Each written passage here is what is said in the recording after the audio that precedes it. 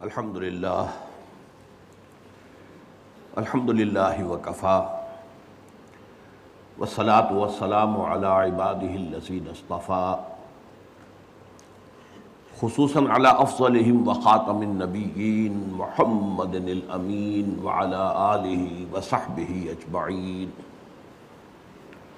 اما بعد فقد قال اللہ تبارک وتعالی کما ورد فی بدء سورۃ طٰہٰ اعوذ باللہ من الشیطان الرجیم بسم اللہ الرحمن الرحیم طٰہٰ ما انزلنا علیک القرآن لتشقى.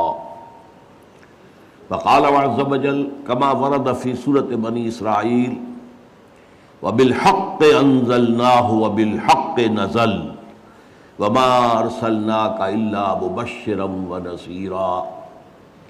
وقال جل وعلا كما ورد في سورة الطارق إنه لقول فصل وما هو بالهزل إنهم يكيدون كيدا وأكيد كيدا. صدق الله العظيم. وعن عمر بن الخطاب رضي الله تعالى عنه قال قال رسول الله صلى الله عليه وسلم إن الله يرفع بهذا الكتاب أقواما ويضع. رواہ الامام مسلم رحمہ اللہ. رب اشرح لی صدری ویسر لی امری واحلل عقدۃ من لسانی یفقہوا قولی. اللہم ربنا الہمنا رشدنا واعذنا من شرور انفسنا. اللہم ارنا الحق حقا وارزقنا اتباعہ وارنا الباطل باطلا وارزقنا اجتنابہ. اللہم ارحمنا بالقرآن العظیم واجعلہ لنا اماما ونورا وہدی ورحمہ. اللہم ذکرنا منہ ما نسینا وعلمنا منہ ما جہلنا وارزقنا تلاوتہ آناء اللیل وآناء النہار واجعلہ لنا حجتا یا رب العالمین آمین. معزز حاضرین اور محترم خواتین، السلام علیکم ورحمۃ اللہ وبرکاتہ. اس سے پہلے کہ میں جو آج کا موضوع ہے اس پر گفتگو شروع کروں، میں نے جو آیات ابھی تلاوت کی ہیں اور جو ایک حدیث نبوی آپ کو سنائی ہے، میں چاہتا ہوں کہ اس کا ترجمہ اور ان کا مختصر مفہوم آپ کے سامنے رکھ دوں. میں نے پہلے سورہ طٰہٰ کی 2 آیات پڑھی ہیں. طٰہٰ ما انزلنا علیک القرآن لتشقى. اے نبی صلی اللہ علیہ وسلم، ہم نے یہ قرآن آپ پر اس لیے نازل نہیں کیا کہ آپ معاذ اللہ معاذ اللہ معاذ اللہ بد نصیب ہوں، ناکام ہوں. قرآن نازل ہوا ہے تو کامیاب ہونے کے لیے نازل ہوا ہے. قرآن آپ کو دیا گیا ہے تو اس لیے کہ آپ کامیاب ہوں، آپ کا لایا ہوا دین دنیا میں قائم ہو، آپ کو قوت اور عزت حاصل ہو. طٰہٰ ما انزلنا علیک القرآن لتشقى. ہاں، عبوری دور ہے، ابھی تکالیف ہیں. یہ مکی جو دور ہے حضور صلی اللہ علیہ وسلم کی حیات طیبہ کا، اس کے تقریباً وسط کے زمانے کی یہ صورتیں ہیں، اور اس میں جو حالات اس وقت تھے اس کو پیش نظر رکھیے. بڑے ہی نامساعد حالات تھے، بڑے ہی مشکل حالات تھے، مسلمانوں کو ستایا جا رہا تھا، کسی طرف سے بظاہر کوئی امید کی کرن نظر نہیں آ رہی تھی. اس وقت یہ پیغام آ رہا ہے، طٰہٰ ما انزلنا علیک القرآن لتشقى. یہی وہ لفظ ہے جسے شقی بنا ہے، بدبخت بد نصیب. تو میں نے یہاں ترجمہ کیا ہے ناکام نہیں ہوں گے، خائب نہیں ہوں گے، آپ جو ہے آپ کامیاب ہوں گے. یہ قرآن مجید آپ کی کامیابی کی ضمانت ہے. دوسری میں نے آیات آپ کو سنائی ہے سورہ بنی اسرائیل کے آخری رکوع سے. وَبِالْحَقِّ أَنزَلْنَاهُ وَبِالْحَقِّ نَزَلَ. اس قرآن کو ہم نے حق کے ساتھ نازل کیا ہے. اب حق کے معنی ذہن میں رکھیے. حق کے معنی باطل کے مقابلے میں بھی حق ہے، صحیح کے مقابلے میں بھی حق ہے، غلط کے مقابلے میں. لیکن حق وہ بھی ہے جو شدنی ہے، جو یقیناً نتیجہ خیز ہو کر رہے گا. حق ہر وہ شے جو با مقصد ہے، با نتیجہ ہے. تو بالحق انزلنا، ہم نے اس قرآن کو جو اتارا ہے تو حق کے ساتھ اتارا ہے، یہ قطعی ہے، یہ شدنی ہے، اس کے نتائج نکل کر رہیں گے۔ وبالحق نزل، اب یہ با خطیبانہ انداز ہے، بالحق انزلناہ وبالحق نزل، ہم نے اسے اتارا ہے حق کے ساتھ اور حق کے ساتھ ہی یہ نازل ہوا ہے۔ وما ارسلناک الا مبشرا ونذیرا، یہ جو ٹکڑا ہے اس کا اس آیت کے ساتھ ذرا گہرا ربط ہے، اور ہم نے آپ کو نہیں بھیجا ہے مگر صرف مبشر اور نذیر بنا کر، یعنی باقی سارا کام یہ قرآن خود کر لے گا، آپ کا کام کیا ہے؟ بشارت دینا۔ جو اس قرآن کی دعوت پر لبیک کہیں انہیں بشارت دیجیے، روح و ریحان و جنت نعیم، ان کے لیے جو ہے اللہ تعالیٰ کے ہاں بڑے بڑے اجر و ثواب ہیں، اللہ نے وعدے کر رکھے ہیں۔ جو ان سے روگردانی کریں، اس کو رد کر دیں، اس کا انکار کریں، ان کو آپ جو ہے انذار کر دیجئے، خبردار کر دیجئے کہ ایک بہت عذاب علیم جو ہے وہ تمہارا منتظر ہے۔ یعنی آپ کا رول اصل یہ ہے، باقی تاثیر قرآن اپنی خود پیدا کر لے گا۔ قرآن میں قوت تاثیر موجود ہے، بالحق انزلناہ و بالحق نزل، یہ قرآن جو ہے یہ حق کے ساتھ نازل ہوا ہے، نتیجہ خیز بننے کے لیے نازل ہوا ہے، انقلاب لانے کے لیے نازل ہوا ہے اور حق کے ساتھ نازل ہوا ہے۔ آپ کا کام کیا ہے؟ بشیر اور نذیر، خبردار کرتے رہیں غلط کاری اور غلط روش کے انجام سے، اور بشارتیں دیتے رہیں ان لوگوں کو کہ جو حق کا راستہ اختیار کریں کہ ان کے لیے اللہ تعالیٰ نے جنت فراہم کی۔ یہی مضمون آیا سورۃ الطلاق میں، سورۃ الطارق میں، انہ لقول فصل وما هو بالہزل، یہ قرآن قول فصل ہے، فیصلہ کن کلام بن کر آیا ہے۔ یہ ایسے ہی نہیں ہے کہ کوئی شاعر کا کوئی شعر ہے، کوئی قبول کیا تو اور نہ قبول کیا تو کیا، اگر کوئی قصیدہ خواں ہے اس کو داد دی، اس کی تعریف کی، اس پہ ڈونگرے برسائے یا نہیں، کوئی فرق واقع نہیں ہوتا، نہیں، یہ تو فیصلہ کن بن کر نازل ہوا ہے۔ جو اسے مانے گا اس کے لیے کامیابی ہے، اس کے لیے بشارتیں ہیں، اس کے لیے دنیا کے اندر بھی عزت ہوگی، وقار ہوگا، اور جو نہیں مانے گا اس کے لیے یہاں بھی ذلت ہے، خاری ہے، رسوائی ہے، اور آخرت میں بھی عذاب ہے۔ تو انہ لقول فصل وما هو بالہزل، ہزل گوئی کہتے ہیں ایسے ہی بے تکی باتیں کرتے رہنا جن کا کوئی نتیجہ نہ نکلتا ہو۔ اس کے بعد بہت پھر دیکھیے یہاں بھی جو ربط آیا ہے، انہم یکیدون کیدا واکید کیدا، اے نبی آپ پریشان نہ ہو، یہ اپنی سی چالیں چل رہے ہیں، کفار آپ کے مخالفین، بظاہر ان کی طاقت بہت بڑی نظر آ رہی ہے۔ آپ ابتدائی دور میں سمجھیے کہ سورۃ الطارق جو ہے وہ تو ابتدائی دور کی صورت ہے، چھوٹی صورتوں میں سے ہے۔ اس وقت جو حالات تھے کوئی امکان نظر آتا تھا کہ عرب میں انقلاب برپا ہو جائے گا؟ کوئی صورت نظر آتی تھی؟ مقابلے میں جو ہے قریش، جو جزیرہ نما عرب کی عظیم ترین قوت تھے، عسکری اعتبار سے، مذہبی اعتبار سے، سماجی اعتبار سے پورے عرب کے امام تھے، مالیاتی اعتبار سے، مالی اعتبار سے بہت مستحکم، ان کی تجارت جو ہے وہ یمن سے شام تک پھیلی ہوئی، لہٰذا ان کے مقابلے میں کھڑے ہونا اور ان کے مقابلے میں ان کی تمام ساری جتنی بھی سازشیں ہوں، جتنی بھی ان کی پلاننگز ہوں، ان سب کو ناکام کر کے اور انقلاب برپا کر دینا، یہ کوئی آسان کام نظر نہیں آ سکتا تھا۔ اس لیے فرمایا انہم یکیدون کیدن، اے نبی یہ چالیں چل رہے ہیں، یہ اپنی سازشیں کر رہے ہیں، یہ آپ کا راستہ روکنے کے لیے ہر امکانی تدبیر کے بارے میں غور کر رہے ہیں، پھر روح عمل را رہے، لیکن عقید و قیدا، میں بھی تو ایک چال چل رہا ہوں، میری چال جو ہے ظاہر بات ہے کہ میری چال سب سے زیادہ مضبوط ہے، اور بالآخر جو ہے وہ میری ہی چال کامیاب ہوگی، اور میرا ہی جو بھی تدبیر کا معاملہ ہے وہ پورا ہوگا۔ یہ میں نے آیات آپ کو کیا پڑھا، کس لیے آج سنائی ہے؟ قرآن فیصلہ کن کلام بن کر نازل ہوا۔ اب آپ سوچئے اس مضمون کو ایک حدیث میں کس خوبصورتی سے بیان کیا۔ اس کے راوی ہیں حضرت عمر رضی اللہ تعالی عنہ۔ حضرت عمر کبار صحابہ میں سے بھی ہے، فقہائے صحابہ میں سے بھی ہے، اور یہ بہت کثیر الروایت صحابی نہیں ہے، بہت محتاط، کہیں رسول کے فرمان میں کہیں شوشے بھر کا فرق نہ ہو جائے۔ اس اعتبار سے جو جتنے زیادہ محتاط تھے صحابہ میں سے اور جتنے زیادہ بڑے فقیہ تھے، اتنے ہی وہ روایت کے اعتبار سے زیادہ جو ہیں ان کی تعداد کم رہتی ہے۔ تو حضرت عمر رضی اللہ تعالیٰ عنہ ان میں سے۔ اب وہ فرما رہے ہیں، اور یہ مسلم شریف کی روایت ہے، ہمارے ہاں جو حدیث کے مجموعے ہیں صحیح بخاری صحیح مسلم ٹاپ پر ہے، صحیحین۔ تو امام مسلم نے روایت کیا حضرت عمر سے رضی اللہ تعالی عنہ کہ حضور نے فرمایا ان اللہ یرفع بہذا الکتاب اقواما ویضع بہ آخرین، اللہ تعالیٰ اب اسی کتاب کی بدولت قوموں کو اٹھائے گا، بام عروج پر پہنچائے گا، ترقی دے گا اور رفعت عطا کرے گا۔ ان اللہ یرفع بہذا الکتاب اقواما ویضع بہ آخرین، اور اسی کے ذریعے سے، اسی کو رد کرنے کے باعث، اس کی طرف پشت کر لینے کے باعث، اس کو پیٹھ دکھانے کے باعث لوگ قوموں کو رسوا اور برباد کر دے گا۔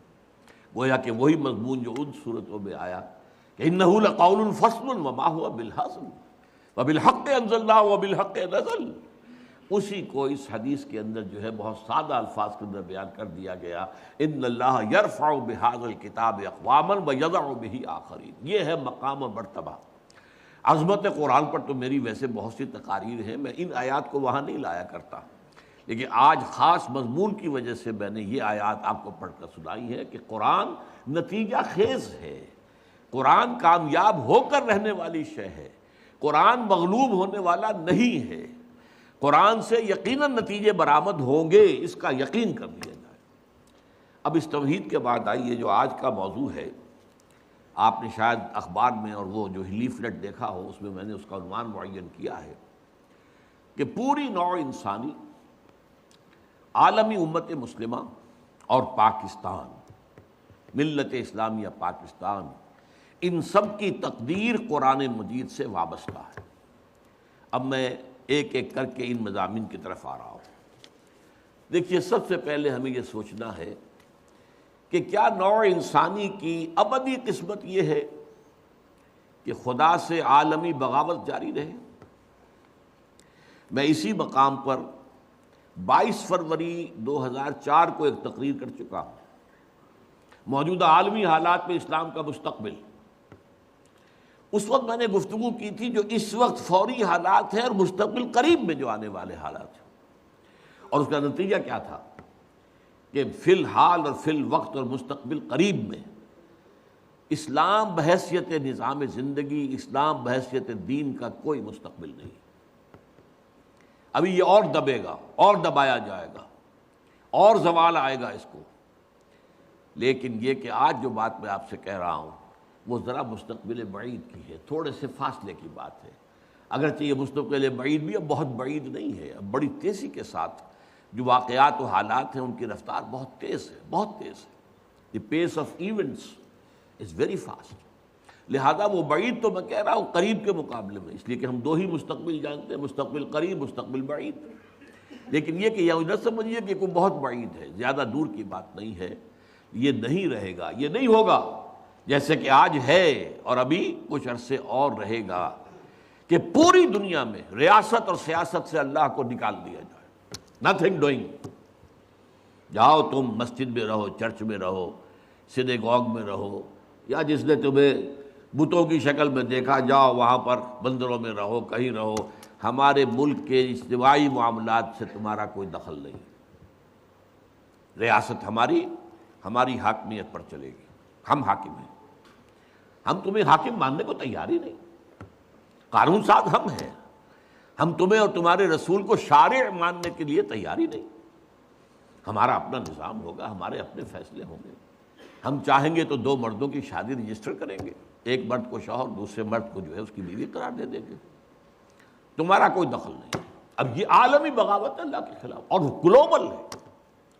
اسی طرح یہ کیا تم نے کہا ہے کہ سود حرام ہے اور جوا حرام ہے؟ نتھنگ ڈوئنگ، ہمارا نظام، معاشی نظام سود ہی پر مبنی رہے گا، سود ہی کے محور پر گھومے گا، جوا جو ہے اس کے اندر انٹیگرل پارٹ کی حیثیت سے رہے گا۔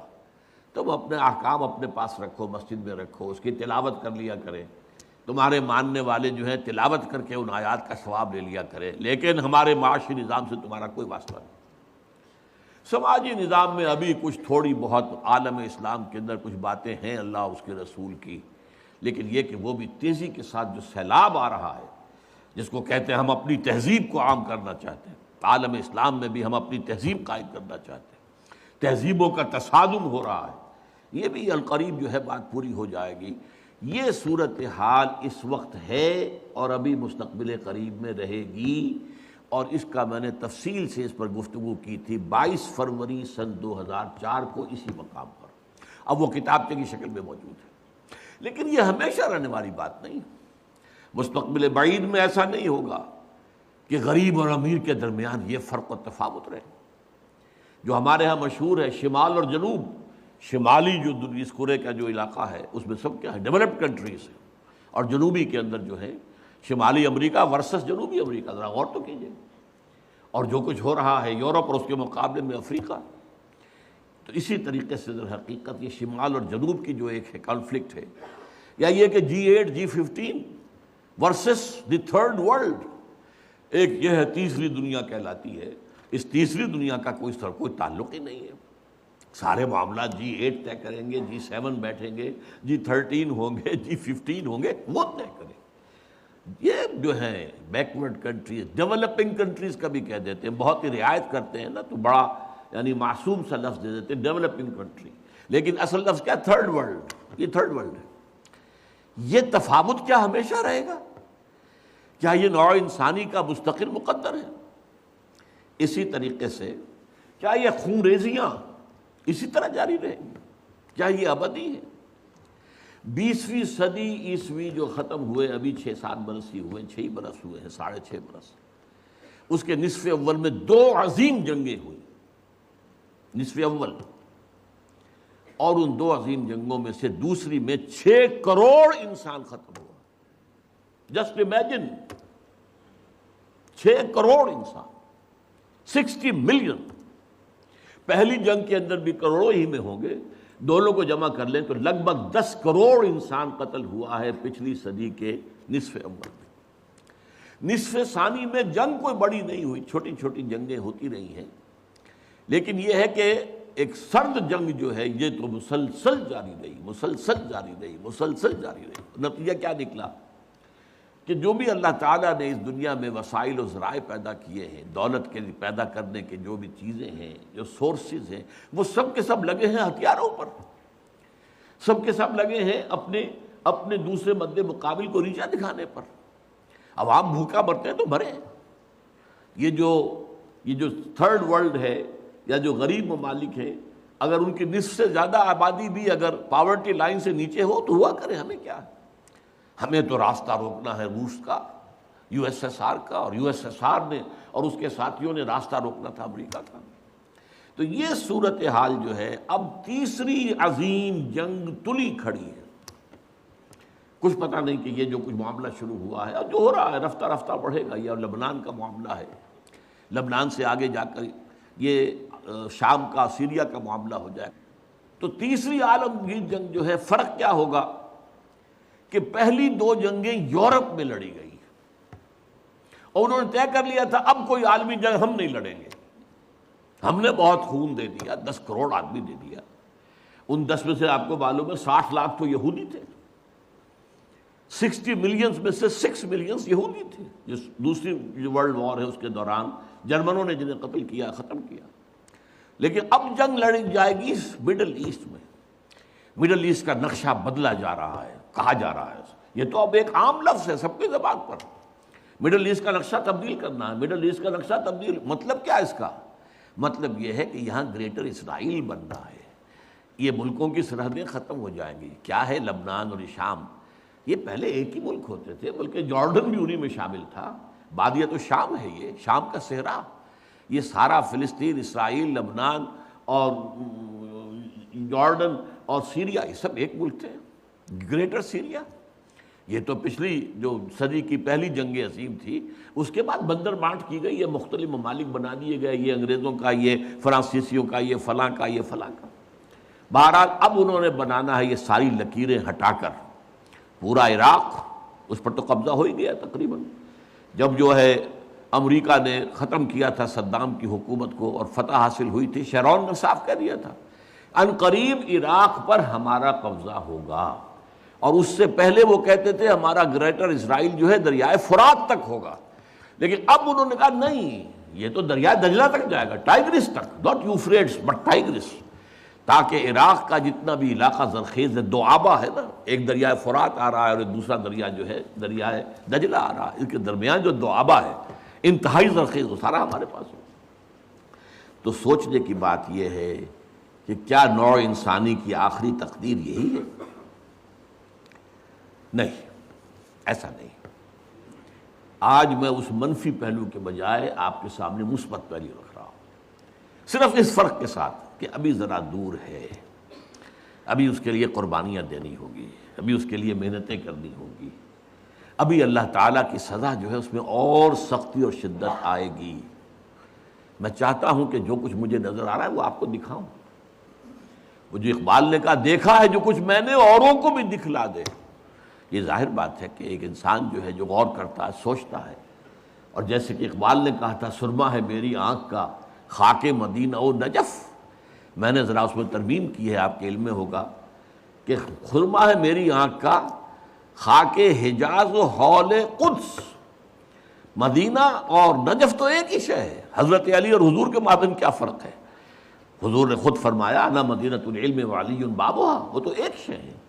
لہذا مدینہ اور نجف جو ہے اس کو دو جگہ کرنا ٹھیک نہیں ہے۔ ہاں حجاز جہاں قرآن نازل ہوا، اور حول قدس جہاں سینکڑوں انبیاء دفن ہیں، الذی بارکنا حولہ لنریہ من آیاتنا۔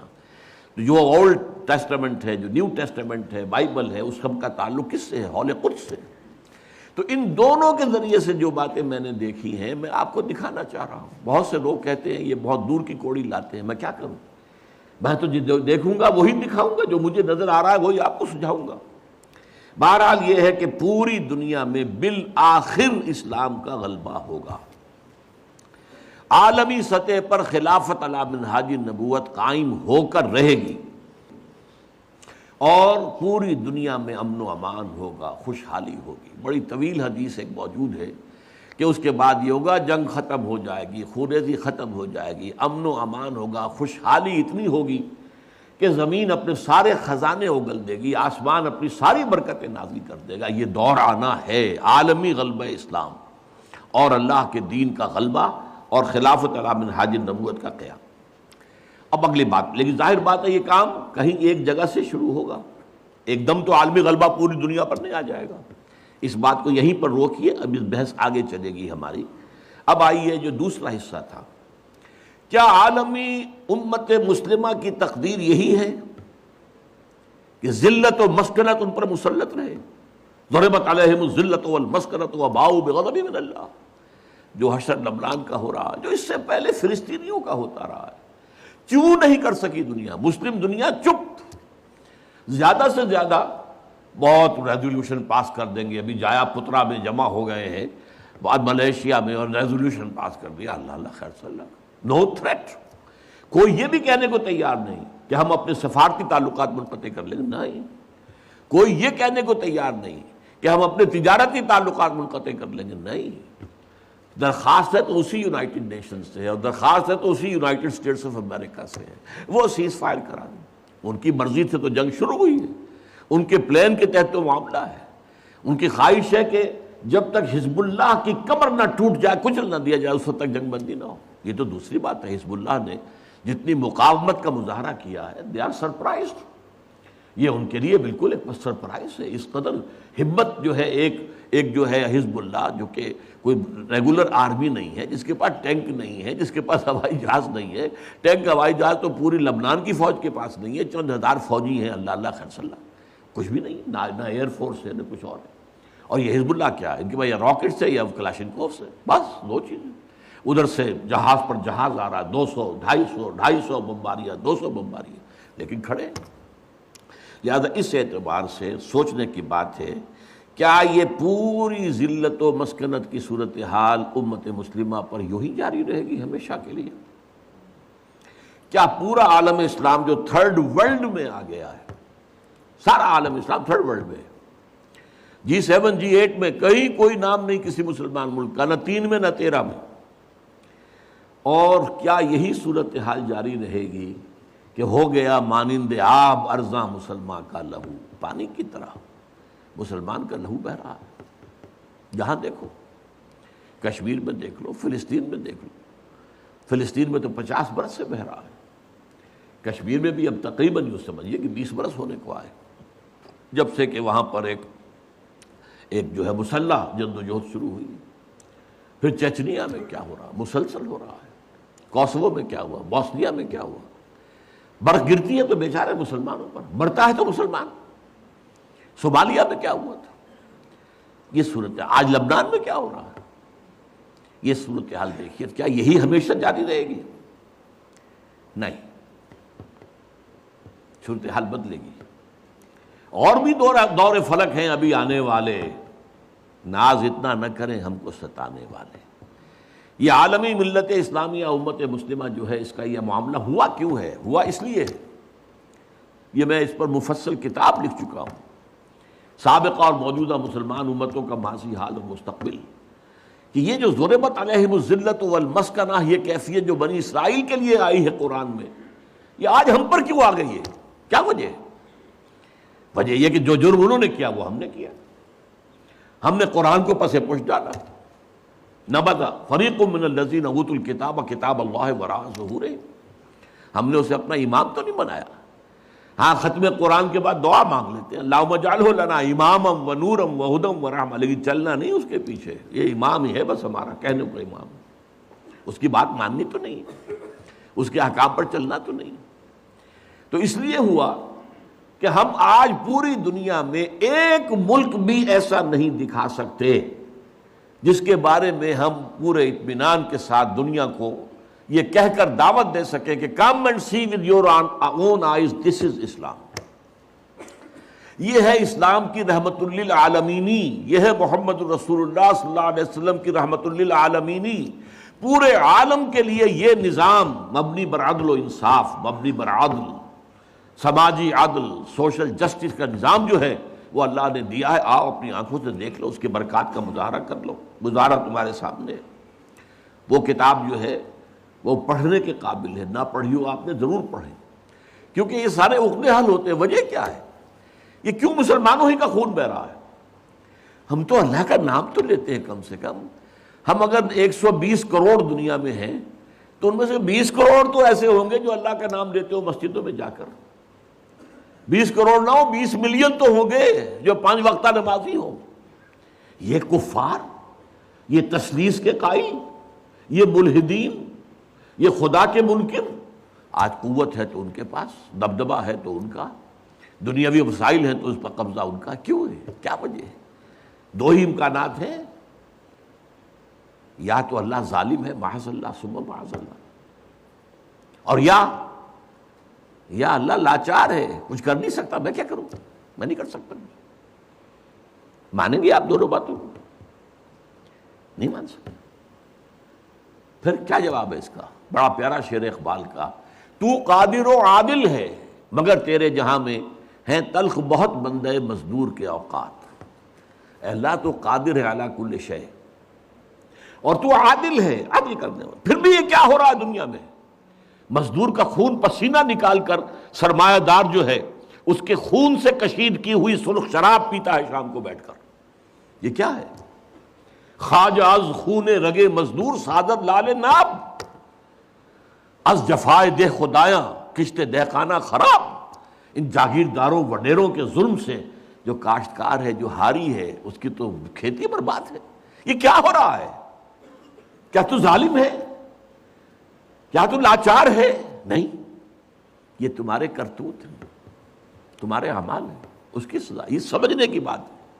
اور یہ میں نے تفصیل سے اپنی اس کتاب کے اندر اس پر گفتگو کی ہے، اس کو پڑھیے۔ اور اس کا علاج اب کیا ہے؟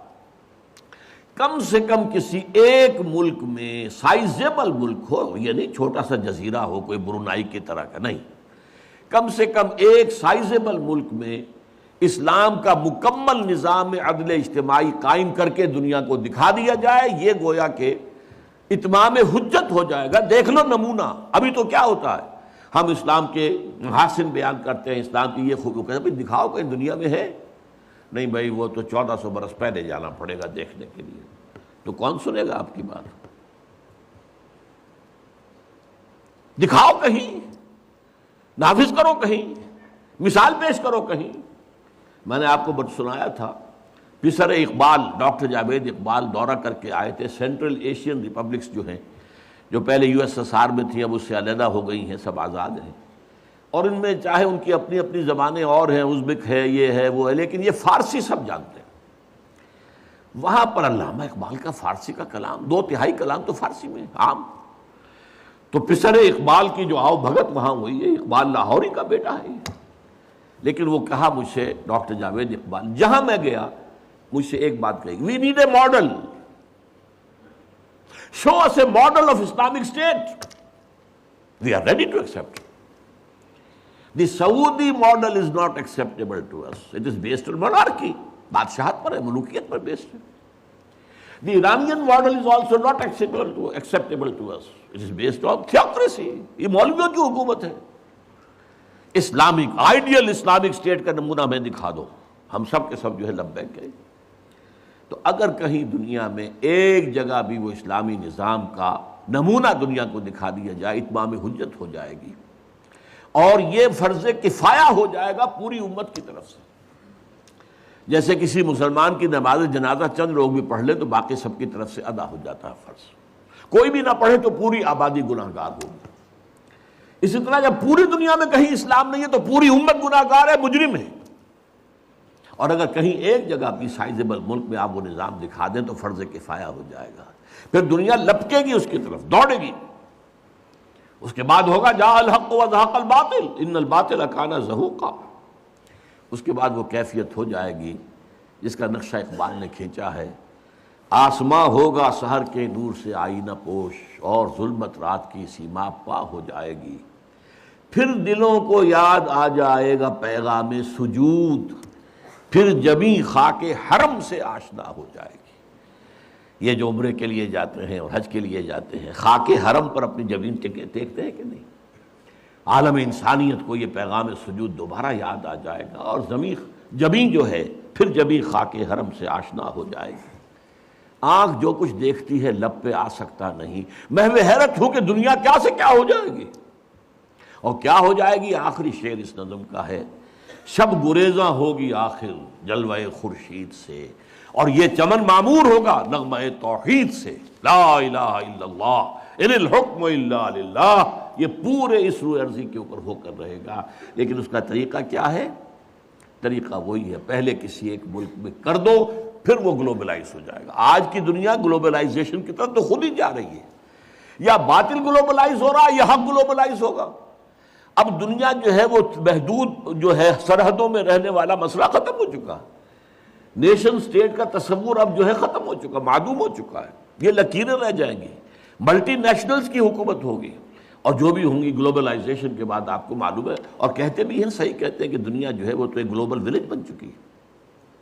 اچھا یہ سب ہو کر رہے گا۔ اب میں 2 حدیثیں آپ کو سناتا ہوں، پہلے بھی بہت دفعہ سنائی۔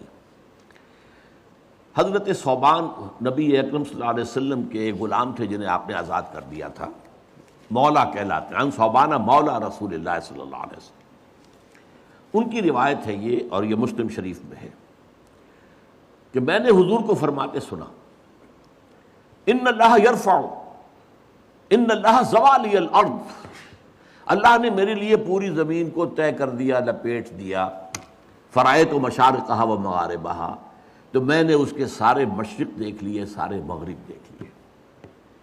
وَإِنَّ أُمَّتِي سَيَبْلُغُ مُلْكُهَا مَا زُوِيَ لِي مِنْهَا، سن رکھو میری امت کی حکومت ان تمام علاقوں پر قائم ہو کر رہے گی جو زمین کو لپیٹ کر دکھا دیے گئے مجھے۔ یہ ہونا ہے، ہو کر رہنا ہے۔ یہ صادق والمصدوق ان کا فرمان ہے، یہ پیشین گوئی ہے محمد الرسول اللہ صلی اللہ علیہ وسلم کی، ہو کر رہے۔ اسی طریقے سے دوسری حدیث ہے مسند احمد ابن حنبل کی، حضرت مقداد ابن الاسود سے، میں صرف ترجمہ آپ کو سنا رہا ہوں۔ زمین پر نہ کوئی اینٹ گارے کا بنا گھر رہے گا، نہ کوئی کمبل رہے گا، کمبلوں کا بنا ہوا خیمہ رہے گا جس میں کہ اللہ کلمہ اسلام کو داخل نہ کر دے۔ یہ ہو کر رہے گا، یہ شدھ نہیں ہے۔ اس کتاب میں جس کا میں نے تذکرہ کیا ہے، سابقہ اور موجودہ مسلمان امتوں کا ماضی حال مستقبل، اس میں اس کی احادیث جو ہیں تخریج کے ساتھ اور پورے متن کے ساتھ موجود ہیں۔ اب تیسری بات ہے، یہ اب جملہ معترضہ سمجھ لیجیے۔ ایک حسرت کے ساتھ اب 14 اگست آیا چاہتا ہے، حسرت آمیز ہے۔ پاکستان اسی مقصد سے اور اسی نعرے سے حاصل کیا گیا۔ علامہ اقبال نے خواب دیکھا 1930 کے اپنے خطبہ الہ آباد میں کہ ہندوستان کے شمال مغرب میں اٹس ڈیسٹنی، یہ تقدیر مبرم ہے کہ ایک آزاد مسلمان ریاست قائم ہو کر رہے گی، اور اگر ایسا ہو گیا تو ہمیں موقع مل جائے گا کہ اسلام کے چہرے پر جو بدنما داغ اور دھبے آ گئے تھے دور ملوکیت میں، یہ جو خلفاء کہلاتے تھے نام نہاد بنو امیہ کے، اور خلفاء کہلاتے تھے نام نہاد بنو عباس کے، اور خلفاء کہلاتے تھے ترک، یہ خلفاء تو نہیں تھے، بادشاہ تھے۔ ملوکیت، اس ملوکیت کے دور میں جو اسلامی تاریخ اس دور کی جو ہے وہ کیا واقعی ایسی ہے کہ دنیا کے سامنے ہم اپنے اعتماد کے ساتھ پیش کر سکیں؟ چاہے یہ حادثہ کربلا، واقعہ ہررا، سینکڑوں تابعین کو قتل کیا جانا حجاج ابن یوسف کے ہاتھوں، ایک باتیں ایسی ہیں جن کو ہم دنیا کے سامنے جو ہے یہ اپنا پیٹ کھول سکیں، یہ تاریخ۔ تو اسلام کے چہرے پر جو بدنما داغ اور دھبے لگ گئے تھے انہیں ہٹا کر صحیح اسلام کی ایک تصویر، یعنی اس سے پہلے خلافت راشدہ کا نظام تھا، اس کو ہم قائم کریں۔ اسی کو پھر علامہ اقبال نے 1932 میں، یہ سن مجھے بہت پسند ہے، میری اپنا پیدائش کا سن ہے، اسی سن میں گئے تھے علامہ اقبال گول بیس کانفرنس کے لیے لندن۔ وہاں اس وقت صرف مسٹر جناح تھے، وہ مسٹر جناح، وہ قائد اعظم نہیں ابھی بنے تھے، وہ ہندوستان کی سیاست سے مایوس ہو کر جا کر بیٹھ گئے تھے، وکالت شروع کی تھی۔ وہاں یہی انجیکشن اقبال نے، میں تو کہا کرتا ہوں جیسے کہ رومی اور شمس تبریز کا معاملہ ہے، مولوی ہرگز نشد مولائے روم تا غلام شمس تبریز نشد۔ مسٹر محمد علی جناح قائد اعظم نہیں بن سکتا تھا اگر اقبال نے یہ انجیکشن نہ اسے لگایا ہوتا۔ یہ شمس تبریز ہے جس نے مولوی کو مولانا روم بنا دیا تھا، مولائے روم، اسی نے مسٹر محمد علی جناح کو قائد اعظم بنایا۔ چنانچہ پھر وہ واپس آئے ہیں، پھر وہ مسلم لیگ کے تاحیات صدر بنائے گئے، پھر انہوں نے 10 برس تک اسلام کی قوالی گائی ہے، اسلام کی قوالی تکرار کے ساتھ پورے 10 برس، تب پاکستان وجود میں آیا۔ اور یہی کہا تھا کہ ہم پاکستان اس لیے چاہتے ہیں کہ عہد حاضر میں اسلام کے اصول حریت و اخوت و مساوات کا ایک نمونہ پیش کریں، دنیا دیکھ لے یہ اسلام۔ لیکن افسوس صد افسوس کہ ہم اس میں بری طرح ناکام رہے۔ اب تو ابھی مجھ سے جیو ٹی وی والوں نے چھوٹا سا 2-4 منٹ کا جو ہے وہ انٹرویو لیا ہے 14 اگست کے حوالے سے۔ میں نے اس میں کہا ہے کہ اب تو جیسے کسی نے کہا تھا، اقبال نے شاید کہا تھا، ہلال عید ہماری ہنسی اڑاتا ہے۔ یہ ہلال عید جو آتا ہے ہم پر ہنستا ہے، یہ روزے رکھے ہیں انہوں نے، روزہ رکھتے ہوئے جھوٹ بولتے رہے، روزہ رکھتے ہوئے سودی لین دین کرتے رہے، روزہ رکھتے ہوئے جو ہے غیبتیں کرتے رہے، یہ روزے تھے جو اب عید منانے جا رہے ہیں شوق سے۔ ہلال عید ہماری ہنسی اڑاتا ہے، اسی طرح یہ عید الاستقلال جسے آپ نے کہا یہ اب ہماری ہنسی اڑاتی ہے۔ یہ اس لیے پاکستان بنایا تھا، یہ ہے وہ پاکستان جس کا خواب اقبال نے دیکھا تھا اور جناح نے دکھایا تھا خواب۔ تو واقعہ یہ ہے کہ ہم اس میں بری طریقے سے ناکام ہو چکے ہیں۔ چنانچہ تلخ ترین بات ہے، یہ اپنا جواز کھو چکا ہے، اور اب اس کا وجود اور اس کا بقا تک بھی نہایت مخدوش ہے۔ یہ تقریر بھی 3.5 سال پہلے میں اسی جگہ پر کر چکا ہوں۔ پاکستان کے وجود کو لاحق خطرات و خدشات، صرف ایک ہفتے بعد کی تھی میں نے، 22 فروری کو کی تھی وہ، کہ موجودہ عالمی حالات میں اسلام کا مستقبل کیا ہے۔ دین کی حیثیت سے فوری طور پر اور مستقبل قریب میں اسلام کا کوئی مستقبل نہیں، ہاں مذہب کی حیثیت سے زندہ رہ جائے گا۔ ٹھیک ہے، جاؤ مسجدوں کو رکھو روزے، ہمیں کوئی پرواہ نہیں، نظام ہمارا ہوگا، دی پولیٹیکو سوشو اکنامک سسٹم ہمارا ہوگا۔ اسی طریقے سے میں نے ایک ہفتے بعد 29 فروری کو اسی سال تقریر کی تھی، پاکستان کے وجود کو لاحق خطرات و خدشات۔ یہ دونوں کتابچے اور موجودہ اور سابقہ مسلمان امتوں کا ماضی حال اور مستقبل، یہ ایک پیکٹ کی شکل میں انشاءاللہ باہر آپ کو مل جائیں گے۔ بہرحال اب صورتحال میں نے پھر آپ سے کہا ہے، میری ان دونوں تقریروں میں مایوسی کا غلبہ ہے، لیکن آج میں وضاحت کر رہا ہوں، یہ مایوسی ہے موجودہ حالات اور قریب کے مستقبل کے اعتبار سے۔ جس کو میں نے مستقبل بعید کہا ہے اس سے میں مایوس نہیں ہوں۔ اور جب تک بھی چاہے پاکستان کے بارے میں خدشات ہیں اور دنیا پیشن گوئیاں کر رہی ہے، سن 2010 میں، 2020 میں، 2015 میں پاکستان کے نام سے دنیا میں کوئی ملک نہیں ہوگا، لیکن یہ کہ جب تک سانس تب تک آس، محنت کرنی ہے، جد و جہد کرنی ہے، کوشش جاری رکھنی ہے۔ بڑی پیاری حدیث ہے حضور کی صلی اللہ علیہ وسلم کہ جس وقت قیامت کا سور پھونک دیا جائے گا، اس وقت بھی اگر کوئی بندہ مومن اگر کوئی درخت لگا رہا ہو تو اسے درخت لگانا چاہیے۔ سور پھونکا جا چکا ہے، معلوم ہے قیامت آ گئی، لیکن نہیں، جو کام تمہارا تھا تم کر رہے تھے اسے پورا کرو۔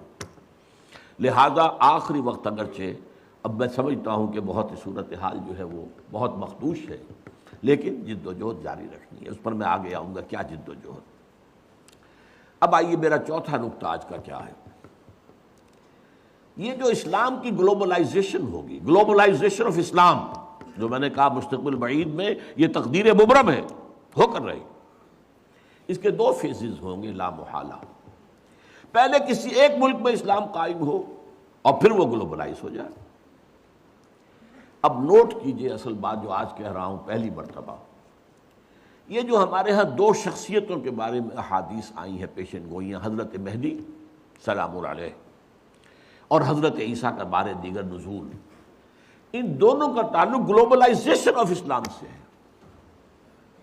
اس سے پہلے کسی نہ کسی ملک میں اسلام پہلے قائم ہو چکا ہوگا، طریق نبوی پر، جد و جہد سے، عمل سے، کوشش سے، انقلابی جد و جہد سے، ریولوشنری اسٹرگل سے، جانثاریوں سے، قربانیاں دے کر اسلام پہلے کہیں قائم ہو چکا ہوگا۔ پھر اس کی گلوبلائزیشن جو ہے اس کے اندر حضرت مہدی کا بھی ایک پارٹ ہے، اور پھر حضرت عیسیٰ علیہ السلام کا جب وہ دوبارہ آئیں گے تو اس وقت فیصلہ کن رول ان کا۔ لیکن یہ ہے کہ اس سے پہلے کہیں ہوگا، یہ کہاں ہوگا، یہ میری آج کی پانچویں بات ہے۔ اس ضمن میں پہلے تو میں دو حدیثیں آپ کو سنا دینا چاہتا ہوں۔ ایک حضرت عبداللہ ابن حارث رضی اللہ تعالی عنہ سے ہے، اور یہ سنن ابن ماجہ میں ہے۔ حضور نے فرمایا یخرج الناس من المشرق یؤتون للمہدی، یعنی سلطانی، مشرق سے فوجیں نکل کر آئیں گی جو عرب میں مہدی سلام علیہ کی حکومت کو قائم کریں گے، یعنی سلطان ہی، ان کے اقتدار، ان کی طاقت، ان کی قوت کو مستحکم کریں گے۔ یعنی پہلے مشرق کے کسی ملک میں اسلامی نظام قائم ہو چکے گا، تبھی تو آئیں گی نا وہاں سے فوجیں۔ یخرج الناس من المشرق یؤتون للمہدی، یعنی سلطانی۔ اور دوسری حدیث جو ہے اس کے راوی حضرت ابو ہریرہ ہیں رضی اللہ تعالی عنہ، اور یہ جامع ترمذی کی روایت ہے۔ یخرج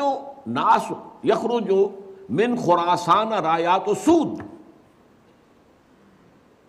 لا یردها شیء حتی تنصب بایلیا، خراسان کے علاقے سے سیاہ جھنڈے لے کر فوجیں چلیں گی، ان کا رخ کوئی نہیں موڑ سکے گا یہاں تک کہ وہ ایلیا میں، یعنی یروشلم میں، بیت المقدس میں جا کر جھنڈے گاڑ دیے جائیں گے۔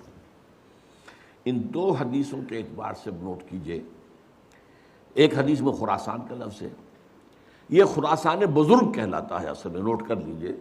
میں نے ایک مرتبہ ایک جو آئے تھے یہاں چارج افیئرس جو ہیں ایران کے، ان سے پوچھا خراسان کس ملک کا نام ہے؟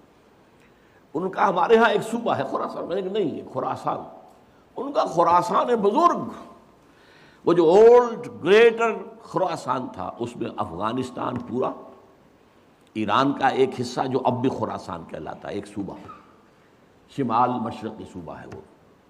اور یہ جو ابھی ریاستیں آزاد ہوئی ہیں یو ایس ایس آر کی تحلیل کے بعد، اور ایک کنڈا اس کا پاکستان میں بھی ہے۔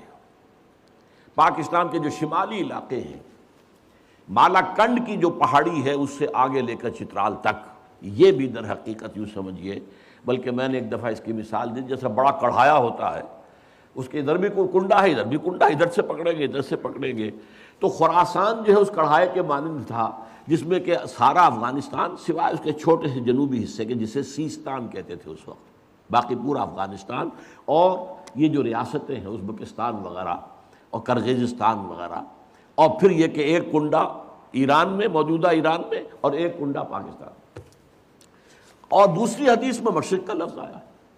اب ذرا تجزیہ کیجئے کہ مشرق میں نمبر 1، عرب کے مشرق میں نمبر 1 ایران ہے، نمبر 2 افغانستان ہے یا خراسان کہہ لیجئے، نمبر 3 پاکستان ہے، نمبر 4 بھارت ہے۔ بھارت بھی تو مشرق میں ہے نا۔ اب اس کا تجزیہ کیجئے۔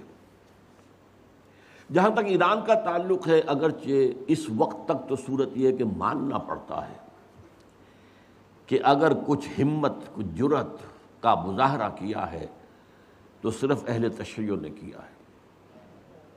سنی مرے ہوئے ہیں، سنی بری طریقے سے سن ہو چکے ہیں، سنیوں کو یہ سبق پڑھا دیا گیا ہے حاکم فاسق و فاجر ہو، اطاعت کرنی ہے تم نے بس، الا یہ کہ کفر کا حکم دے، اسے کیا پڑھی ہے کفر کا حکم دے گا، وہ خود کفر کرے گا، وہ کرے محل کے اندر جو چاہے کرے، تم نے اطاعت ہی اطاعت کر دی۔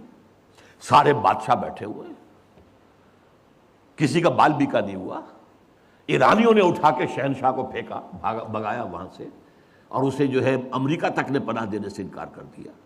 یہ حال کیا انہوں نے دکھائی ہے نا کچھ ہمت جرأت۔ اس وقت بھی ایک ہی ملک ہے جو ڈٹ کر بات کر رہا ہے اسرائیل کے خلاف، واحد ملک ہے مسلمان ملک۔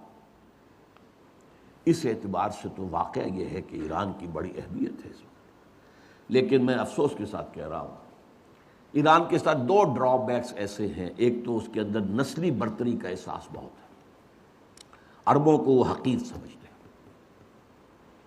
اور نمبر 2 یہ کہ مذہبی تنگ نظری جو ہے، مولویانہ جعفریت جو ہے وہ ان کے رگوں کے اندر سرایت کیے ہوئے، تو براڈر آؤٹ لک نہیں آ رہا۔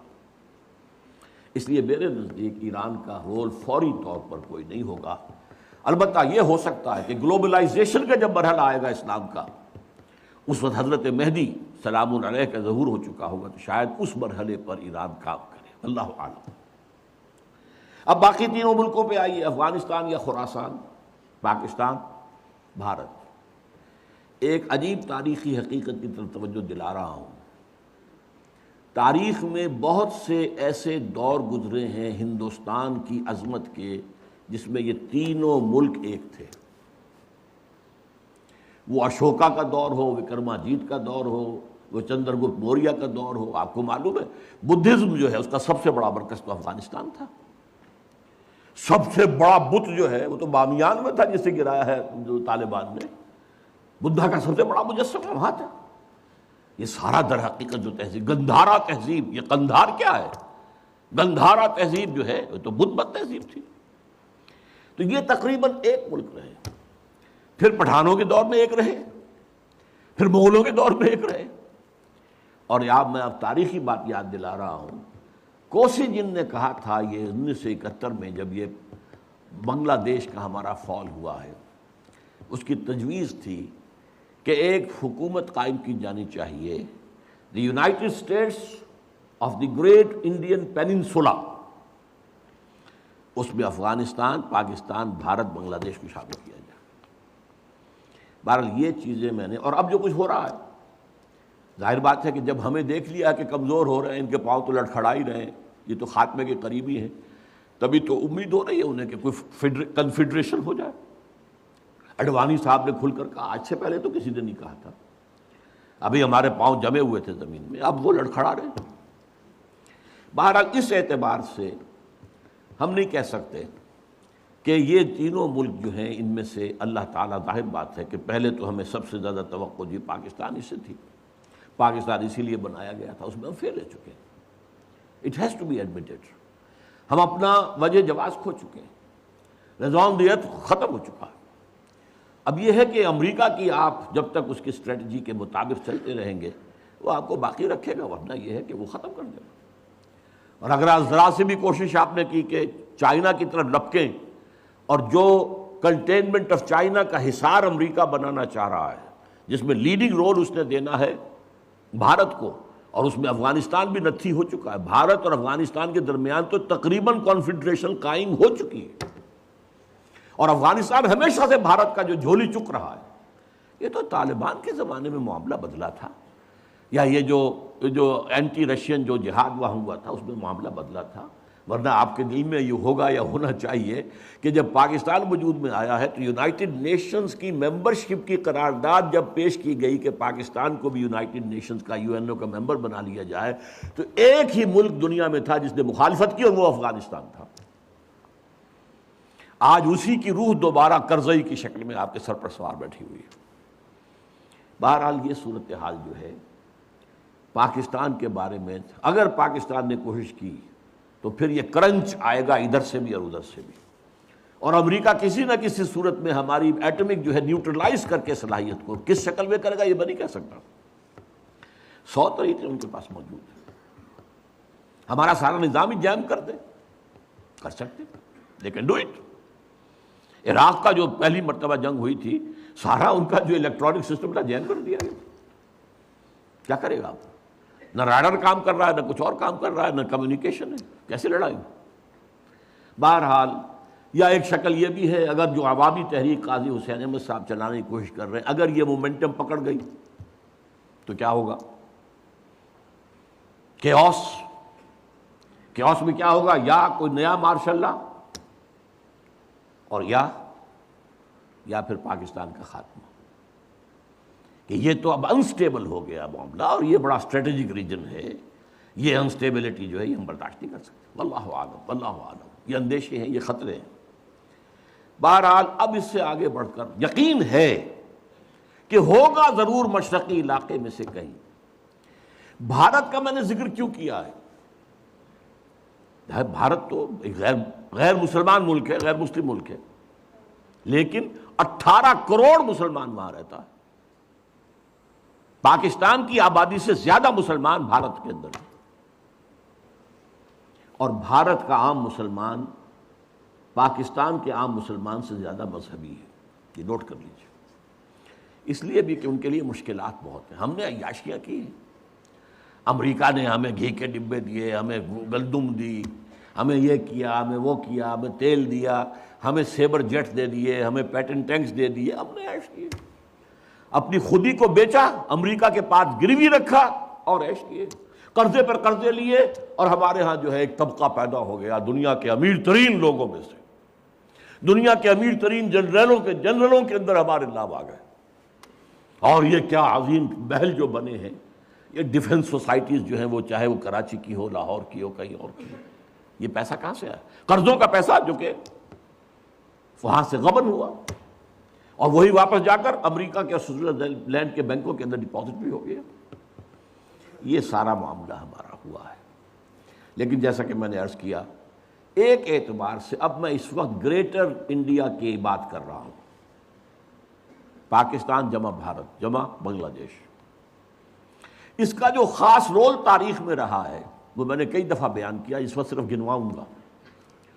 سلسلہ مجددین جو ختم نبوت کے بعد سب سے بڑا سلسلہ ہے رشد و ہدایت کا، 1000 برس تک عالم عرب میں رہا، 11ویں صدی سے ہندوستان میں آ گیا۔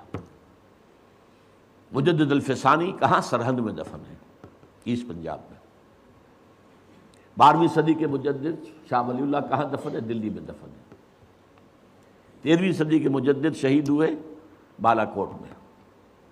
14ویں صدی کے مجدد دفن ہے دیوبند میں۔ مجددین کا سلسلہ آیا۔ نمبر 2، جب سازشیں ہو رہی تھی خلافت کو ختم کرنے کے لیے تو تحریک خلافت چلی صرف ہندوستان میں، اور اتنے شور سے چلی کہ ہندو شریک ہو گئے اس میں۔ گاندھی کہاں خلافت، شریک معجزہ ہے۔ پھر ہر جگہ پر مسلمانوں نے آزادی حاصل کی لوکل نیشنلزم کی بنیاد پر، عرب نیشنلزم، ملے نیشنلزم، اور مسلمانوں نے ملک بنایا پاکستان اسلام کی بنیاد پر، مسلم نیشن ہوڈ، اسلام کے نام۔ پھر یہ پاکستان وجود میں آیا ہے معجزے کے طور پر۔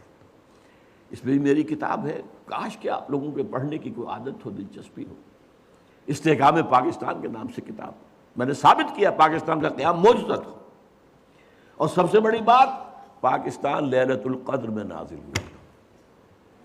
اللہ تعالیٰ نے ہمیں کیا کیا چیزیں عطا کی تھیں جن میں سے ہم نے کسی کا حق ادا نہیں کیا۔ بہرحال بھارت کا معاملہ، اب دیکھیے اگر تو مشرق کا معاملہ لیا جائے تو پاکستان اس میں میرے نزدیک سر فہرست تھا. اب بھی میں رائٹ آف نہیں کر رہا ہوں، ہو سکتا ہے پاکستان میں یہ پہلے بھی ایک معجزے سے قائم ہوا تھا اور اب بھی ہو سکتا ہے معجزہ ہو جائے، پھر دلوں کو یاد آ جائے پیام سجدہ اور پھر جبیں خاک حرم سے آشنا ہو جائے. ہو سکتا ہے، ہو سکتا ہے پھر دلوں کو یاد آ جائے گا پیغام سجود، پھر جبیں خاک حرم سے آشنا. ہو سکتا ہے معجزے کے طور پر ہوگا. حالات اس کی طرف کوئی امید افزا صورتحال ہمیں نہیں دکھا رہے. اب آئیے یہ ہوگا کیسے. اس کیسے کے پہلی بات تو یہ ہے کہ پہلے کیسے ہوا تھا ویسے ہی ہوگا، اور اس کیسے کے دو حصے ہیں. پہلے افراد کو تیار کرنا، افراد میں انقلاب برپا کرنا، دین کو افراد پر قائم کرنا، پھر افراد کا جمع ہو کر ایک طاقت بننا، اور کفر سے اور الحاد سے اور مادہ پرستی سے اور باطل سے اور طاغوت سے ٹکرا کر جانے دے کر اللہ کے دین کو قائم کر دینا. یہ دو مرحلے ہیں. پہلے انسان معرزوست، پہلے انسان تو لاؤ بھائی. یہ جو زیروز ہیں ان سے کیا بنے گا؟ آدمی لاؤ، وہ آدمی جن میں یقین ہو دل کے اندر، وہ آدمی جن کا کردار پختہ ہو، وہ آدمی جن کی زندگی جن کے دل سے ہر آرزو نکل جائے سوائے اللہ کی رضا کے اور آخرت کی فلاح کے. آؤ لاؤ آدمی لاؤ. یہ پہلا مرحلہ ہے. 12 برس تک مکے میں یہ کام ہوا ہے، اور میں ابھی پرسوں جمعے میں تقریر کر چکا ہوں. اس کے لیے عنوان کیا ہے؟ جہاد بالقرآن. یہ بھی مکی دور کے درمیانی زمانے کی صورت ہے. سورۃ الفرقان، جس کی پہلی آیت کیا ہے؟ تبارک الذی نزل الفرقان علی عبدہ لیکون للعالمین نصیرا. اور پھر آگے چل کر فرمایا فلا تطع الکافرین وجاہدہم بہ جہادا کبیرا. اے نبی آپ ان کافروں کی باتوں میں نہ آئیے، چکنی چپڑی باتیں کر رہے ہیں، یہ کوئی مصالحت اور مفاہمت کی باتیں کر رہے ہیں، آپ بالکل دھیان نہ دیں، مت مانیں، اور اس قرآن کے ذریعے سے جہاد کیے جائیے کیے جائیے کیے جائیے کیے جائیے، جہاد کبیر. تو پہلی بات یہ ہے کہ پہلے بھی یہ ہوا تھا تو قرآن سے ہوا تھا. دوسرا مرحلہ افراد کی تیاری کے بعد، وہ میں آج زیر بحث نہیں لاؤں گا. اس کے لیے میری کتاب جو ہے منہج انقلاب نبوی کا مطالعہ کیجئے، اللہ آپ کو ہمت دے، توفیق دے. یا اس کے خلاصے کے طور پر انقلاب، رسول انقلاب کا طریق انقلاب پڑھیں، ورنہ بات بہت لمبی ہو جائے گی. پہلے ہے انسانوں کا بدلنا، انسانوں کو بدلنا، اور وہ قرآن کے ذریعے سے بدلا ہے. اتر کر حرا سے سوئے قوم آیا اور ایک نسخہ کیمیا ساتھ لایا.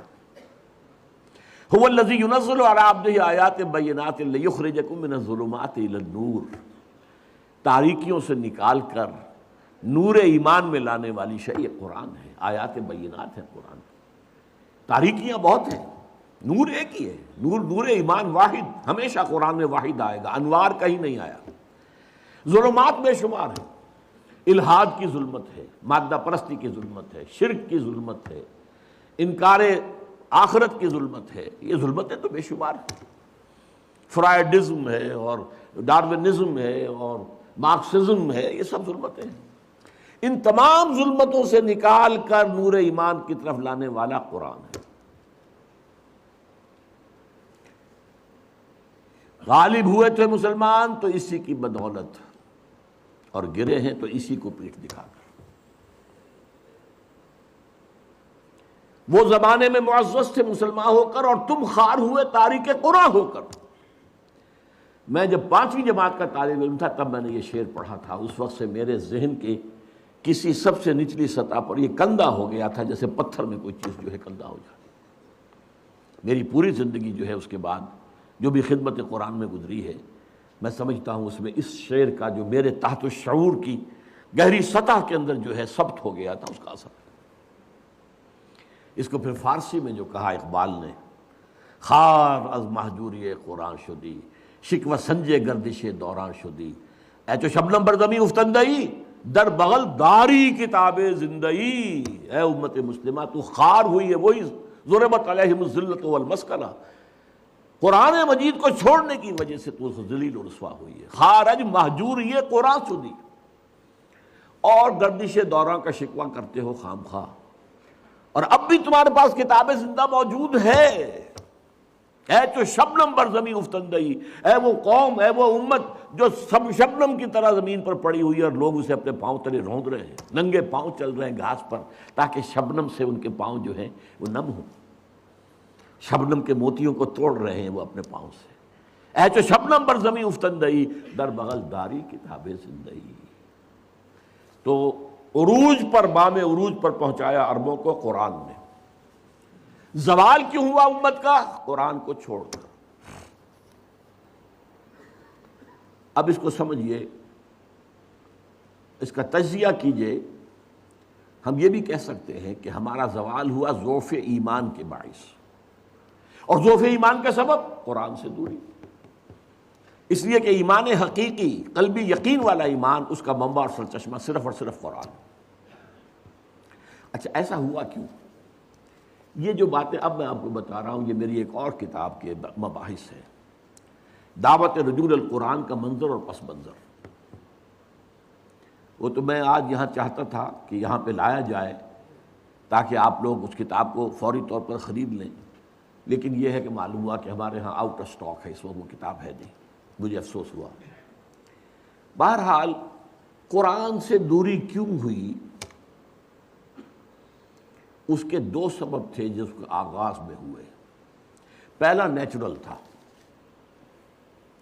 جب وہ تحریک تھی، جد و جہد تھی، ابھی جہاد جاری تھا، تو زیادہ ضرورت ایمان کی تھی، یقین کی تھی۔ جب اسلام ایک ریاست بن گیا، اب زیادہ اہمیت قانون کی ہو گئی۔ اب اسلام بنیاد ہے، ریاست کا شہری کون ہے؟ مسلمان۔ ایمان تو دل کی ایک شے ہے نا، چھپی ہوئی شے ہے، وہ نہ گنتی میں آئے نہ تول میں آئے۔ ایمان پر سے توجہ ہٹی، اسلام پر جم گئی، قرآن پر سے توجہ ہٹی اور فقہ اور حدیث پر جم گئی۔ قانون شریعت کے اصل منبع، اگرچہ پہلے تو ایسے ہے کہ سب سے پہلی سورس قرآن ہے، یہ قرآن کا تو بہت تھوڑا سا حصہ ہے کہ جو فقہی مباحث پر مشتمل ہے۔ ساری آیتیں جمع کرنے قرآن کی جن کا تعلق قانون شریعت سے ہو تو وہ ایک پارہ بنے گا بمشکل۔ باقی اصل جو شریعت کے منبع ہیں وہ تو حدیث ہے، پھر اس پر قیاس ہے، غور و فکر ہے، اجتہاد ہے، سوچ بچار ہے۔ یہ تو توجہ جو ہے ہٹ گئی، شفٹ آف ایمفیسس، ایمان سے ہٹ کر اسلام پر، قرآن سے ہٹ کر حدیث اور فقہ پر۔ اور دوسرا ایک منفی پہلو بھی تھا، جب ملوکیت آ گئی، سرمایہ داری آ گئی، لوگوں نے یہ سمجھا، سرمایہ داروں نے، بادشاہوں نے، یہ قرآن بند ہی رہے تو بہتر ہے، ورنہ اس میں لوگوں کو ہماری شکلیں نظر آ جائیں گی۔ یہ ابو لہب کا کردار ہم نے جو اپنایا ہوا ہے، الذی جمع مالا وعددہ یحسب ان مالہ اخلدہ، یہ جو قرآن کنڈیم کرتا ہے، جو ملوکیت کو ختم کرتا ہے، اگر یہ عام ہو، لوگوں کی توجہ اس پر مرکوز ہو، تو لوگ تو پھر ہمارے در پہ ہو جائیں گے، غریبانوں پر ہمارے ہاتھ آ جائیں گے۔ تو بند ہی رہے تو اچھا، بھائی پڑھ کر صرف ثواب لے لیا کرو بس۔ اور آج ہماری ایک بہت بڑی تحریک تبلیغی جماعت جو اسی کی دائی ہے، قرآن کا ترجمہ مت کرو، وہ علماء کریں گے جو 14 سال کی تعلیم حاصل کریں گے، وہ کریں گے، تمہارا کام نہیں ہے۔ تم صرف قرآن پڑھ کر، یا پھر ٹھیک ہے 14 سال کی تعلیم حاصل کرو، ورنہ فتویٰ لینا ان سے لے لو، باقی تمہیں قرآن سے کیا سروکار ہے، گمراہ ہو جاؤ گے۔ یہ فلسفہ باقاعدہ عام کیا گیا۔ اور تیسرا سبب ایک طبعی صبر تھا، عربی زبان یوں سمجھیے کہ یہ جزیرہ نما عرب ہے، اس سے اسلام جب نکلا تو مشرق میں بھی گیا، مغرب میں بھی گیا، شمال میں زیادہ نہیں ہوئی پیش قدمی، اس لیے کہ کوہ قاف آ گیا، کوکیشین ماؤنٹینز جو ہیں وہ رکاوٹ بن گئے، لیکن مشرق عراق سے ہو کر ایران، ایران سے پھر خراسان، ادھر شام سے ہو کر پھر صحرائے سینا سے گزر کر پھر یہ مصر ہے اور لیبیا ہے اور یہ ہے اور وہ ہے، اٹلانٹک تک۔ اب ایک بڑا باریک فرق ہے، اس میں ذرا غور کریں۔ عربی زبان مشرق کی طرف نہیں جا سکی، اسلام تو گیا، عربی زبان نہیں گئی، اس لیے کہ پرشین لینگویج بہت مضبوط زبان تھی، پرشین کلچر بہت مضبوط کلچر تھا، عربی اس کو ڈسپلیس نہیں کر سکی، ریپلیس نہیں کر سکی۔ چنانچہ ان تمام علاقوں کے اندر سرکاری زبان فارسی رہی ہے۔ ہمارے ہاں مغلوں کی زبان فارسی، اس سے پہلے جو خاندان غلامہ اور خاندان جو بھی تھے، لودھی تھے، خلجی تھے، فلاں تھے، سب فارسی، سرکاری زبان فارسی، عربی کا سروکار ہی نہیں۔ یہ خاص طور پر ہمارے مشرقی ممالک کی محرومی کا سبب بن گیا۔ مغرب میں ثقافتی اعتبار سے خلا تھا، خلا کو عربی نے پر کر لیا۔ پورا شمالی افریقہ عرب ہے، عرب بولتے ہیں۔ اس حقیقت کو ذہن میں رکھیے تو ہمارا خاص طور پر، اور جو ہمارا اس وقت کا موضوع ہے مشرقی ممالک، جو مشرقی ممالک تھے وہ عربی سے محروم رہے۔ یہاں عربی زبان صرف علماء، اور وہ بھی عربی زبان میں قرآن سے اتنا ان کو دلچسپی نہیں تھی جتنی فقہ سے اور حدیث سے، بلکہ حدیث سے بھی بہت کم، فقہ ہی فقہ تھی۔ اب ایک اور تاریخی جو ہے ذرا جائزہ لے لیجئے۔ دیکھیے بر عظیم پاک و ہند میں پہلے اسلام آیا تھا سن 92-93 ہجری میں، 712-713 عیسوی، محمد بن قاسم کی زیر قیادت۔ یہ خالص عربی اسلام تھا، ابھی نہ فقہ تھی، نہ حنفی، نہ مالکی، نہ شافعی، کچھ نہیں تھا، نہ معتزلی تھے، نہ کچھ اور تھے، یہ سب ایک ہی عرب اسلام تھا، اس میں عجم کا کوئی دخل ہی نہیں، لیکن یہ بہت شارٹ لیوڈ رہا۔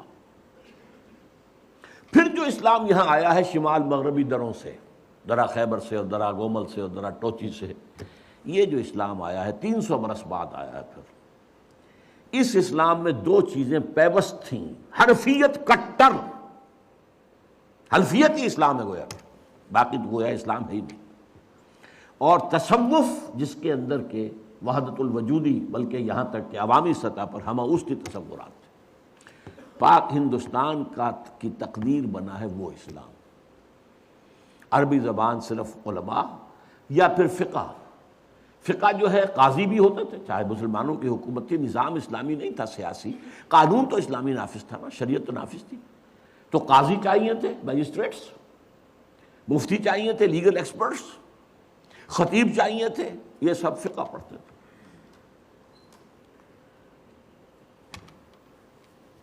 اور قرآن سے جو دوری رہی اور حدیث سے جو دوری رہی، یہ کہیں جا کر وہ 11ویں 12ویں صدی میں جا کر قرآن اور حدیث کی طرف رجوع ہوا ہے۔ ہندوستان میں حدیث کی طرف پہلے رجوع ہوا ہے شیخ عبدالحق محدث دہلوی رحمۃ اللہ علیہ، جو 11ویں صدی کیا بلکہ ثانی کے مجدد شیخ احمد سرہندی کے ہم عصر ہیں۔ انہوں نے حدیث کا پودا لگایا ہے اس سرزمین ہند میں۔ 12ویں صدی میں شاہ ولی اللہ دہلوی آئے، انہوں نے قرآن کو کھولا۔ کس طرح؟ فارسی ترجمہ کیا۔ اس سے پہلے ترجمہ کرنا حرام سمجھا جاتا تھا، گناہ سمجھا جاتا تھا، جرم سمجھا جاتا تھا، اور شاہ ولی اللہ کے خلاف بھی عوامی ایجیٹیشن ہوئی ہے مولویوں کے ذریعے سے، مار دو اس کو، ترجمہ کرتا ہے۔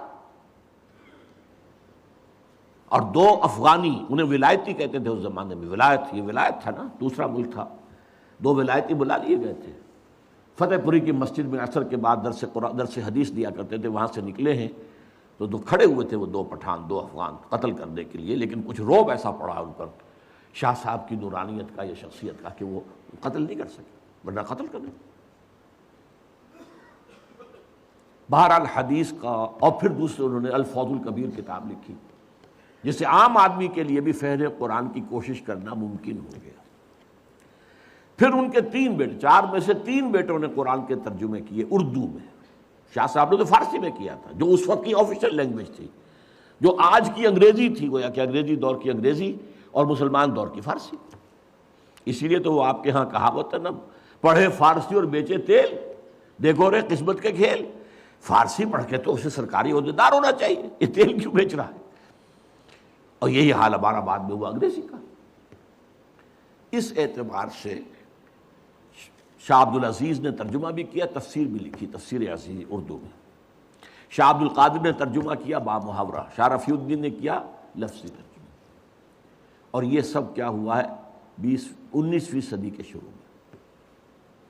19ویں صدی کا درمیانی حصہ جو تھا وہ تحریک مجاہدین سید احمد بریلوی اور شاہ اسماعیل شہید کی جد و جہد اس میں گزرا، اور یا پھر جس کو کہا جاتا تھا غدر، پہلی جنگ آزادی اس میں گزرا۔ لیکن 19ویں صدی کے آخر میں سر سید احمد خان نے تفسیر لکھی، 15 پارے کی تفسیر ان کی اب بھی ملتی ہے، اور اس میں الہاد ٹھوک ٹھوک کر بھر دیا۔ اس میں معجزات کا انکار ہے، اس میں فرشتوں کے وجود کا انکار ہے، اس میں جنات کے علیحدہ وجود کا انکار ہے۔ یعنی جو بھی نیوٹونین سائنس کی گرفت میں آنے والی چیزیں نہیں ہیں، کیسے ہو سکتا ہے کہ سمندر پھٹ جائے؟ یہ کیا مولویوں نے بتا رکھا ہے؟ نہیں، یہ تو مد و جزر کا معاملہ تھا۔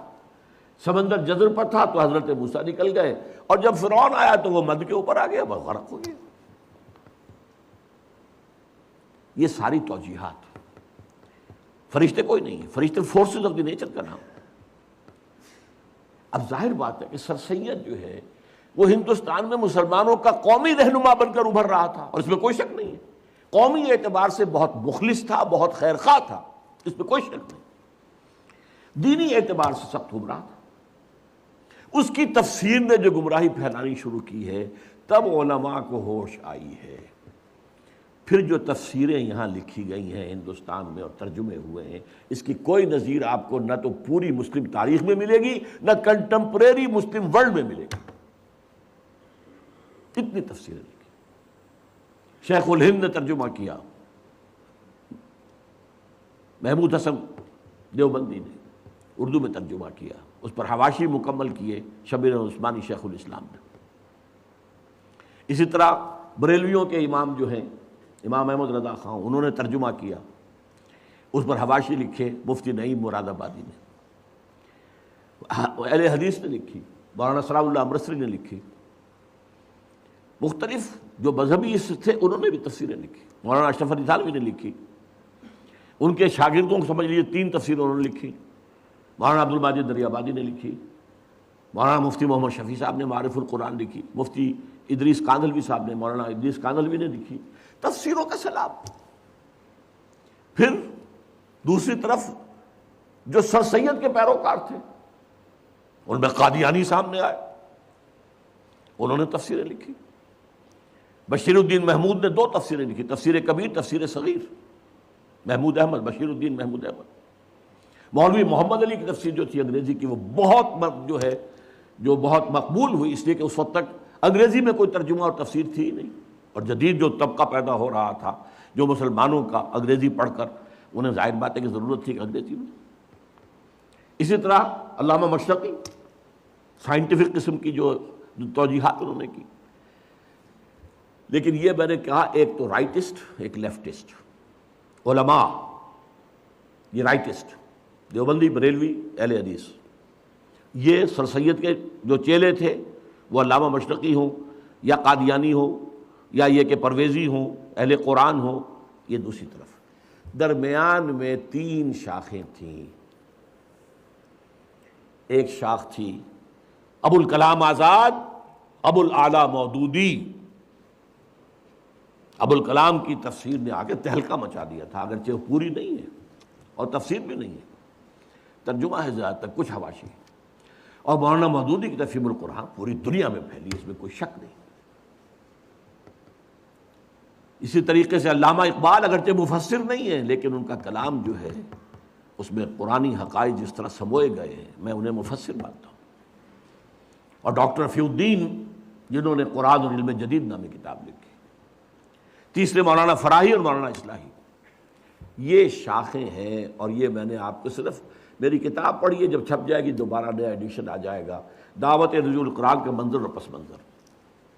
یہ ایک سیلاب آیا ہے اس بر عظیم پاک و ہند میں تفاسیر کا، تراجم کا، اور یہ واقعہ یہ ہے کہ اس کی کوئی نظیر، جیسا کہ میں نے کہا ہے نہ تو ہماری پچھلی تاریخ دے سکتی ہے اور نہ کنٹمپریری مسلم ورلڈ میں کسی ملک میں اتنا کام ہوا ہے قرآن پر۔ اب اللہ کے فضل سے ہم آگے بڑھ رہے ہیں، تحریک رجوع الی القرآن ایک تحریک کی شکل میں، اس کی توفیق اللہ نے اپنے ایک بہت ہی حقیر اور ناچیز بندے کو دی ہے۔ میں نے اس کام کا بیڑا اٹھایا، 19 برس کی عمر سے میں نے درس قرآن دینا شروع کیا، جبکہ میں جمعیت طلبہ کا کارکن تھا۔ عربی میں نے ہائی اسکول میں پڑھی تھی، عربی گرامر مجھے مستحضر تھی اللہ کے فضل سے، اور اس کے بعد سے لے کر آج تک میں درس قرآن کا کام کرتا ہوں۔ ایک تحریک کی شکل میں ہے یہ کوئی روایتی درس نہیں ہے، میں کوئی عالم دین نہیں ہوں روایتی، میں مفسر نہیں ہوں معاذ اللہ، مجھ سے لوگوں نے کہا آپ تفسیر کیوں نہیں لکھتے، میرا اس کی حیثیت ہی نہیں ہے۔ میں قرآن کا داعی ہوں، مبلغ ہوں، قرآن کا خادم ہوں، قرآن کا پیغام اور قرآن کی حکمت ان دونوں کو میں عام کر رہا ہوں، لیکن تفسیر لکھنا جو ہے یہ ایک بہت بڑی ذمہ داری کا کام ہے، میں اس کا اہل نہیں ہوں۔ ایک صاحب نے ایک زمانے میں بہت زور لگایا تھا آپ ایک ترجمہ لکھ، جس زمانے میں الہدا کا ڈنکا بج رہا تھا اس ملک میں، سن 81-82 کی بات کر رہا ہوں، الہدا پروگرام میرا پاکستان ٹیلی ویژن کا، تو ایک صاحب نے سوچا کہ ان کے نام سے کوئی ترجمہ بازار میں آ گیا تو بہت بک جائے گا، میرے پیچھے پڑے رہے، اب فوت ہو گئے، افضل نام تھا ان کا، کہ آپ میں نے کہا بھائی میں نہیں کر سکتا یہ کام، میں اس کا اہل نہیں ہوں، آپ ترجمہ لکھ 4-6 تفسیریں ترجمے سامنے رکھ کے آپ لکھ دیجیے بس۔ میں نے کہا نہیں، خدا کے لیے نہیں، تو میرا کوئی دعویٰ مفسر ہونے کا نہیں ہے، میرا کوئی دعویٰ مترجم ہونے کا بھی نہیں ہے، ترجموں میں بھی میں مدد لیتا ہوں دوسرے تراجم سے، اس میں ہے فائدہ، اگرچہ عربی زبان کا کچھ نہ کچھ فہم اللہ نے شد بھی دی ہے۔ بہرحال یہ تحریک رجوع القرآن جو ہے یہ ایک فضل عظیم ہوا ہے اس حقیر سے بندے پر، اس نے اس کو تحریک کی شکل دی ہے۔ اچھا اس میں جو ہے دیکھیے جو چیزیں لڑیاں میں نے گنوائی ہیں، رائٹ، لیفٹ، سینٹر، ان میں سے 4 کو الحمدللہ الحمدللہ الحمدللہ اللہ کا فضل ہے اس نے میری ذات میں جمع کر دیا۔ اس کو میں نے تفصیل سے بیان کیا ہے اپنی اسی کتاب میں، جیسے ایک حوض کے اندر 4 نالیوں سے پانی آ رہا ہے، ایک نالی ابوین، ابو الاعلی، ابو الکلام، اسلام کا تحریکی انداز، قرآن کی تحریکی تفسیر وہ ان کے ہوں، دوسری ہی این، فراحی، اصلاحی، قرآن کا نظم، قرآن کا ربط، قرآن کا فطری استدلال، یہ ان کا موضوع، تیسری ڈاکٹرین، اقبال اور رفیع الدین، قرآن اور علم جدید، فلسفہ جدید، فلسفہ قدیم، ان سب کے حوالے سے قرآن کی تفسیر وہ اقبال ہے۔ اور شیخین، میرے 2 شیخ ہیں، شیخ الہند جنہیں میں 14ویں صدی ہجری کا مجدد اعظم سمجھتا ہوں، محمود حسن دیوبندی، جن کا ترجمہ اور پہلے 5 پاروں کے حواشی بھی ان کے اپنے لکھے ہوئے، تفسیر عثمانی کہلاتی ہے، اس لیے کہ باقی 25 پاروں کے حواشی جو ہیں وہ شیخ الاسلام، پاکستان کے واحد شیخ الاسلام ہیں، اور شاید اسی لیے ہے کہ میں شیخین کہہ سکوں، میرے 2 شیخین ہیں، 2 ابوین ہیں، 2 دخترین ہیں، 2 ہیین ہیں۔ ان 4 نالیوں سے، 4 پائپ سے میری حوضی کے اندر پانی آیا۔ اس پر اضافہ جو ہے یہ کہ اللہ نے مجھے منطقی ذہن دیا تھا، میں نے منطق پڑھی کبھی نہیں، اور میری تعلیم میں سائنس کا بیک گراؤنڈ شامل ہو گیا، ان سب کے اثر بھی ہوا۔ پھر اب دیکھیے گن لیجئے، صرف وقت نہیں ہے میرے پاس، تیزی سے ختم ہو رہا ہے۔ عوامی درس قرآن جس کا ذکر کیا شیخ الہند نے 1920 میں، وہ اللہ نے ہمارے ذریعے سے کروایا، 500 700 درس قرآن کے اندر اتوار کی صبح کو لوگ جمع ہوتے رہے۔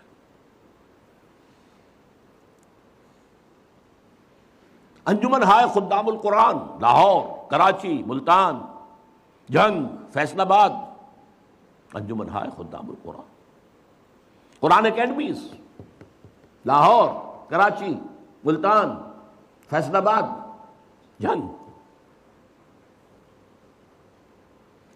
قرآنی تربیت گاہیں، 1 مہینے کی، 7 دن کی، 20 دن کی، 2 ہفتے کی تربیت گاہیں، کبھی کوئٹہ میں ہو رہی ہے، کبھی اسلام آباد میں ہو رہی ہے، کبھی کراچی میں ہو رہی ہے تربیت گاہیں۔ پھر تراویح کے ساتھ ترجمہ قرآن، یہ طرز خاص ہے، ایجاد میری، اس کا تصور نہیں کیا جا سکتا تھا کہ 5 گھنٹے 5.5، اور شروع میں نے جب کیا تھا 6 گھنٹے لگتے تھے جبکہ تراویح ختم ہوتی تھی اور عشاء کی نماز۔ پھر فیلوشپ اسکیم شروع کی، پھر 1 ایئر کورس شروع کیا۔ پڑھے لکھے لوگ جو ہے MSc ہیں، BSc ہیں، یہ ہیں، PhD ہیں، ڈاکٹر ہیں، انجینئر ہیں، یہ آئیں اور 1 سال لگائیں، یا اب ہم نے اسے 9 مہینے کا کیا ہوا ہے، اور یہاں عربی پڑھیں، قرآن پڑھیں۔ الحمدللہ اس سے بھی اب بے شمار لوگ نکل چکے ہیں۔ پھر یہ ہے کہ ایک بڑی ٹیم اب تیار ہو چکی ہے جو اعلیٰ تعلیم یافتہ لوگ ہیں، ایسے نہیں ہیں، انجینئر ہیں، ڈاکٹرز ہیں، MAs ہیں، MSCs ہیں، PhDs ہیں، وہ اب درس قرآن دے رہے ہیں۔ گئے دن کے تنہا تھا میں انجمن میں، یہاں اب میرے راستہ اور بھی۔ ٹی وی کا پروگرام 15 مہینے تک، ویسے تو یہ کہ پروگرام میرا وہ تقریباً 3 سال تک چلا ہے، رمضان میں چلا، پھر وہ بھی ہوا، لیکن پھر 15 مہینے الہدیٰ۔ اور اب جو کچھ ہو رہا ہے، اب پوری دنیا میں ڈنکا بج رہا ہے۔ 1998 کا میرا بیان القرآن جو ہے تراویح کے ساتھ کیا ہوا، اور وہ ARY کے ذریعے سے، اسلام چینل کے ذریعے سے، اور نہ معلوم کتنے اور چینل ہیں، لندن بیس چینل ہیں، اس پر چل رہے ہیں، پوری دنیا سے اس کے اندر ڈنکا بج رہا ہے۔ اب یہاں نوٹ کیجئے وہ آیات جو میں نے شروع میں پڑھی تھی، کیا یہ سب کچھ بیکار جائے گا؟ کیا اس کا کوئی نتیجہ نکلے گا؟ نہیں۔ اتنی بڑی قرآنی تحریک کا، پھر میں کہوں گا پوری اسلامی تاریخ کے اندر کوئی مثال نہیں ہے، یہ میں اپنے کسی ذوق اور تکبر کی وجہ سے نہیں کہہ رہا ہوں، حقائق ہیں جو بیان کر رہا ہوں۔ اما بنعمت ربک فحدث، عوامی سطح پر یہ تحریک ہے۔ تو علماء جو ہے اپنے مدرسوں میں وہ بھی تھوڑا بہت قرآن پڑھتے تھے، باقی سارا جو ہے زور ان کا جو ہے وہ فقہ پر یا کچھ حدیث پر، بس قرآن پر تو نہیں تھا۔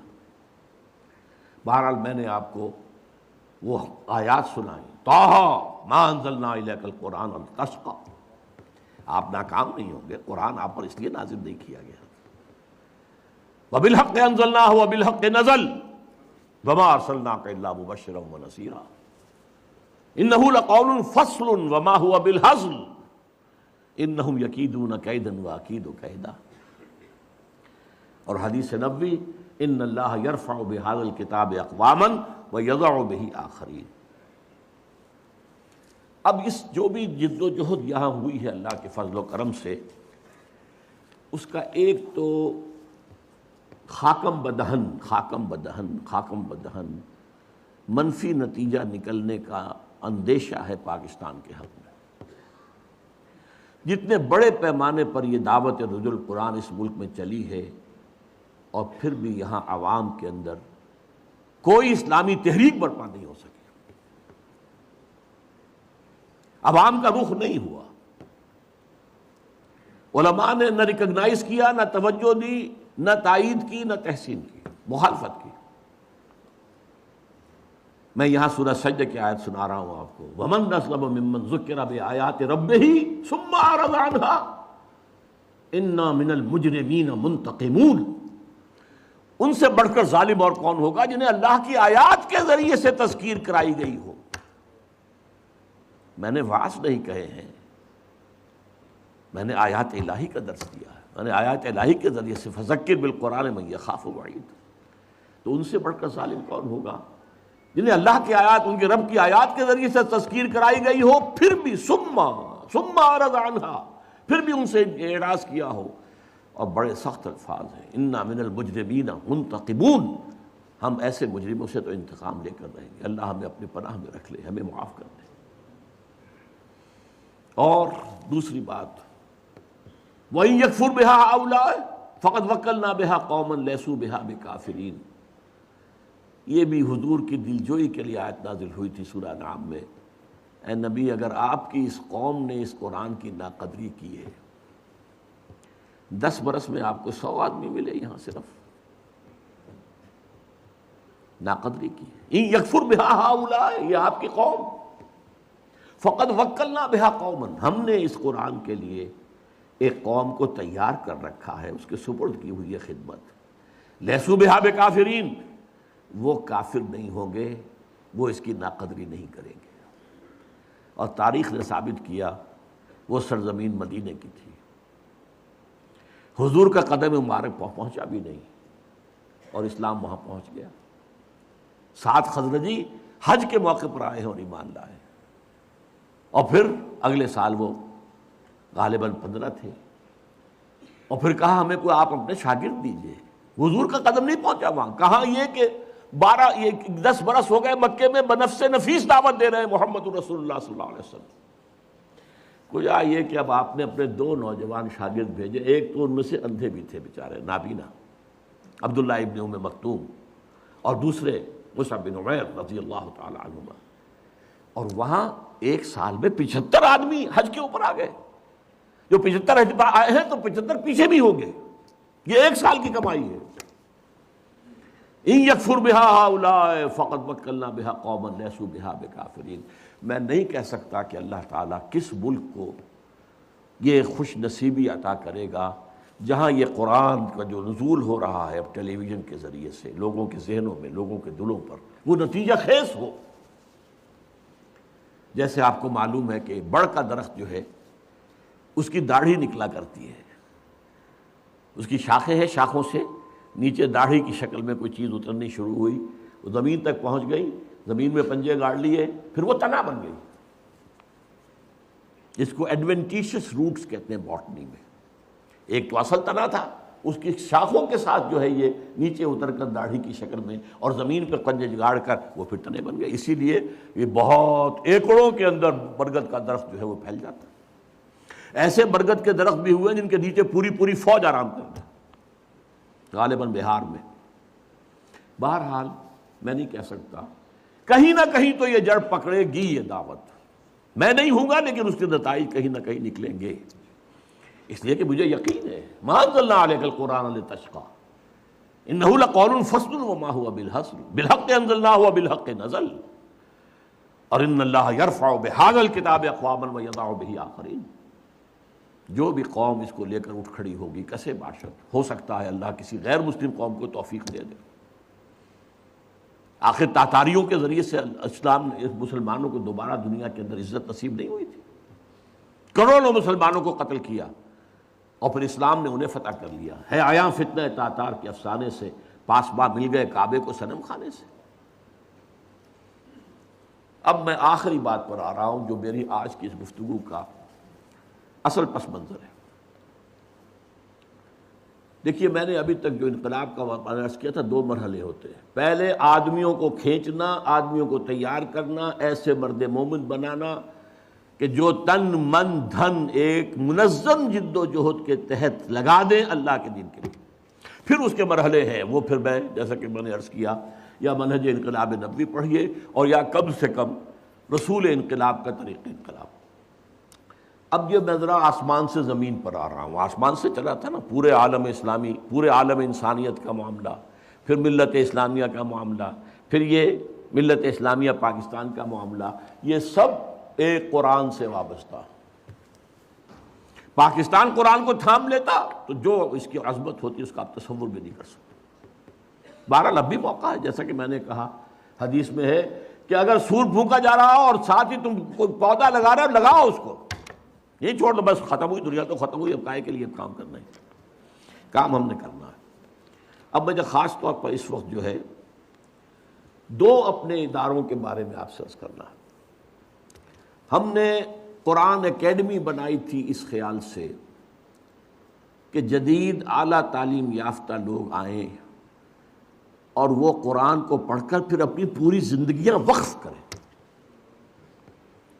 قرآن کے فکر اور فلسفے کو سمجھ کر جدید فکر اور فلسفے پر تنقیدی کام کریں کہ اس کے اندر یہ صحیح ہے یہ غلط ہے، یہ صحیح ہے یہ غلط ہے۔ یہ کام اصل میں اگر نہیں ہوگا تو جو آپ کے ہاں کا انٹلیکچوئل ایلیٹ ہے وہ اسلام کی طرف نہیں آئے گا۔ اس کے لیے ہم نے پہلے فیلوشپ اسکیم بنائی، پھر اور کیا، لیکن افسوس یہ ہے کہ ہمیں اس کے لیے لوگ نہیں ملے، اس میں ہمیں ناکامی ہوئی۔ ایک عمومی تبلیغ، عمومی طور پر تہلکہ مچ جانا اسلام کی قرآن کی دعوت کا یہ ہوا ہے، اللہ کا شکر، اللہ کا فضل ہے، لیکن جو نہیں ہو سکا اس کو بھی مان رہا ہوں۔ اسی طرح ہم نے یہ قرآن کالج بنایا تھا کہ یہاں سے ایسی نئی پود نکلے جسے پنیری کہتے ہیں، جو عربی اور انگریزی دونوں زبانوں سے اچھی طریقے سے واقف ہو کر پھر انگریزی کے حوالے سے تو وہ جو ہے جدید فکر کو سمجھے، اور عربی کوئی اندر جو ہے پختگی کے ذریعے سے قرآن اور سنت کو سمجھے، اور پھر وہ داعی بن کر کھڑے ہوں۔ افسوس یہ ہے کہ ہمیں اس میں بھی تاحال کوئی بڑی کامیابی نہیں ہو سکی۔ یہ ضرور ہوا جو لوگ بھی آئے ہیں ان کی کچھ تربیت ہوئی ہے، ان کے کچھ ذہن بنے ہیں، لیکن وہ چیز جو مطلوب تھی وہ ہم اپنے حسب منشا ابھی پیدا نہیں کر پائے۔ اس کی وجہ کیا ہے؟ مادیت کا اتنا شدید غلبہ ہے، اتنا غلبہ ہے، سب لوگ صرف روزی کمانے کے لیے علم حاصل کرنا چاہتے ہیں۔ علم بحیثیت علم کی کوئی حیثیت رہی نہیں۔ ڈاکٹری تھی کسی زمانے میں، انجینئرنگ تھی کسی زمانے میں، پھر MBA آیا، پھر یہ کمپیوٹر آیا، IT آیا، پیسے تو وہاں ملتے ہیں، اسٹریٹ آف 15,000 20,000 کی تنخواہ مل جاتی ہے، اور مادیت کا غلبہ ہے۔ حصول تعلیم کا مقصد ہی صرف ایک ہے، دنیا حاصل کرنا، اچھے سے اچھے معیار پر زندگی گزارنا، یہ تو مادیت کا غلبہ۔ چنانچہ بہت سی یونیورسٹیوں میں فلسفے کے شعبے ختم ہو رہے ہیں، ہیومینٹیز کے پڑھنے والے نہیں ہیں، کون پڑھے؟ ہاں اکنامکس پڑھتے ہیں، وہ دنیا کی معاشیات کا معاملہ ہے اس وقت، وہ تو پڑھتے ہیں، وہ تو ظاہر بات ہے کہ اکنامکس ایز اے سبجیکٹ بھی ہے، پھر اس کے بعد CA کرنا ہے، اکاؤنٹنسی کرنی ہے، بینکنگ میں جانا ہے، وہ تو سب کے لیے، وہ کامرس ہے، سب میں چاہیے، لیکن اور کوئی پولیٹیکل سائنس کون پڑھے گا؟ کوئی پاگل ہوا؟ ہسٹری کون پڑھے گا؟ فلسفہ کون پڑھے گا؟ وہ تو مہا پاگل ہوگا جو فلسفہ پڑھے گا۔ یہ حال ہے جس کی وجہ سے ہم تاحال کچھ ناکام ہیں۔ بہرحال اس وقت ایک تو مجھے یہ اعلان کرنا ہے کہ 1 ایئر کورس جو ہے وہ اب دوبارہ جو ہے، جو ہر سال ہمارا شروع ہوتا ہے 1 سپٹمبر سے، اب پھر وہ آ گیا ہے۔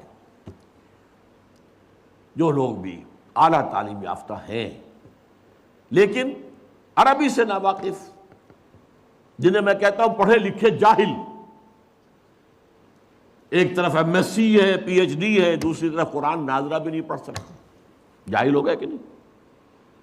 پڑھے لکھے جاہل، ان کے لیے ہم نے یہ انتظام کیا ہوا ہے کہ وہ آئیں، 9 مہینے لگائیں ڈٹ کر، صبح 8 بجے سے لے کر 1 بجے تک باقاعدہ تعلیم ٹھوس، اور پھر شام کو بھی کام کرنا پڑے گا تب آگے چل سکیں گے، ورنہ نہیں۔ یہ ہمہ وقت جاب ہے۔ اور دوسری بات جس کے لیے میں نے خاص طور پر آج آپ سے ایک یہ ہینڈ بل بھی تقسیم ہو گیا ہے آپ کو، اب اس کالج کے نظام کو ہم تبدیل کر رہے ہیں۔ اس کالج میں اب ہم صرف داخلہ دیں گے ان لوگوں کو جو عربی لازماً لیں، اسلامک سٹڈیز لیں، انگریزی تو ہے ہی ہے، لہذا ان کو تیار کیا جائے اس کام کے لیے کہ جو ہمارے پیش نظر ہے۔ یہ تحریک جہاں تک پہنچ چکی ہے، اب ایک نئی ڈائمنشن کے ساتھ ایک نئی تعداد کے اندر لوگ جو ہے وہ ابھریں اور وہ اس کام کو کریں۔ تو یہ لیفلیٹ آپ کے پاس ہے، یہ میں چاہتا ہوں کہ میرے ساتھ آپ اس کو پڑھ لیں، نکال لیجئے اپنی جیبوں سے، میں پڑھوں گا آپ بھی دیکھتے جائیے۔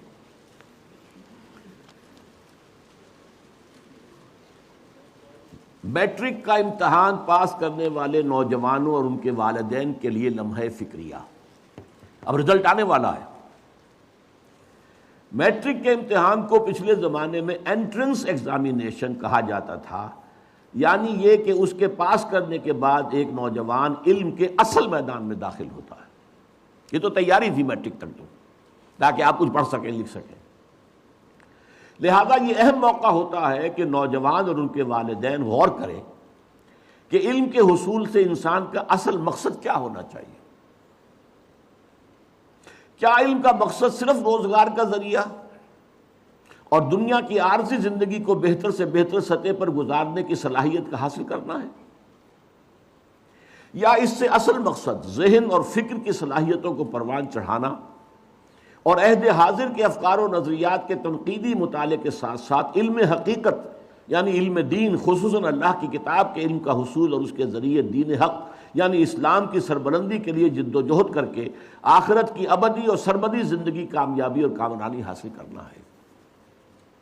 خاص طور پر والدین غور کریں کہ وہ اپنی اولاد کو صرف دنیا میں رزق کے حصول کے قابل بنا کر چھوڑ جانا چاہتے ہیں، یا انہیں ایک باعزت زندگی گزارنے کے قابل بنانے کے ساتھ ساتھ اپنے لیے آخرت کا توشہ اور صدقہ جاریہ بھی بنانا چاہتے ہیں۔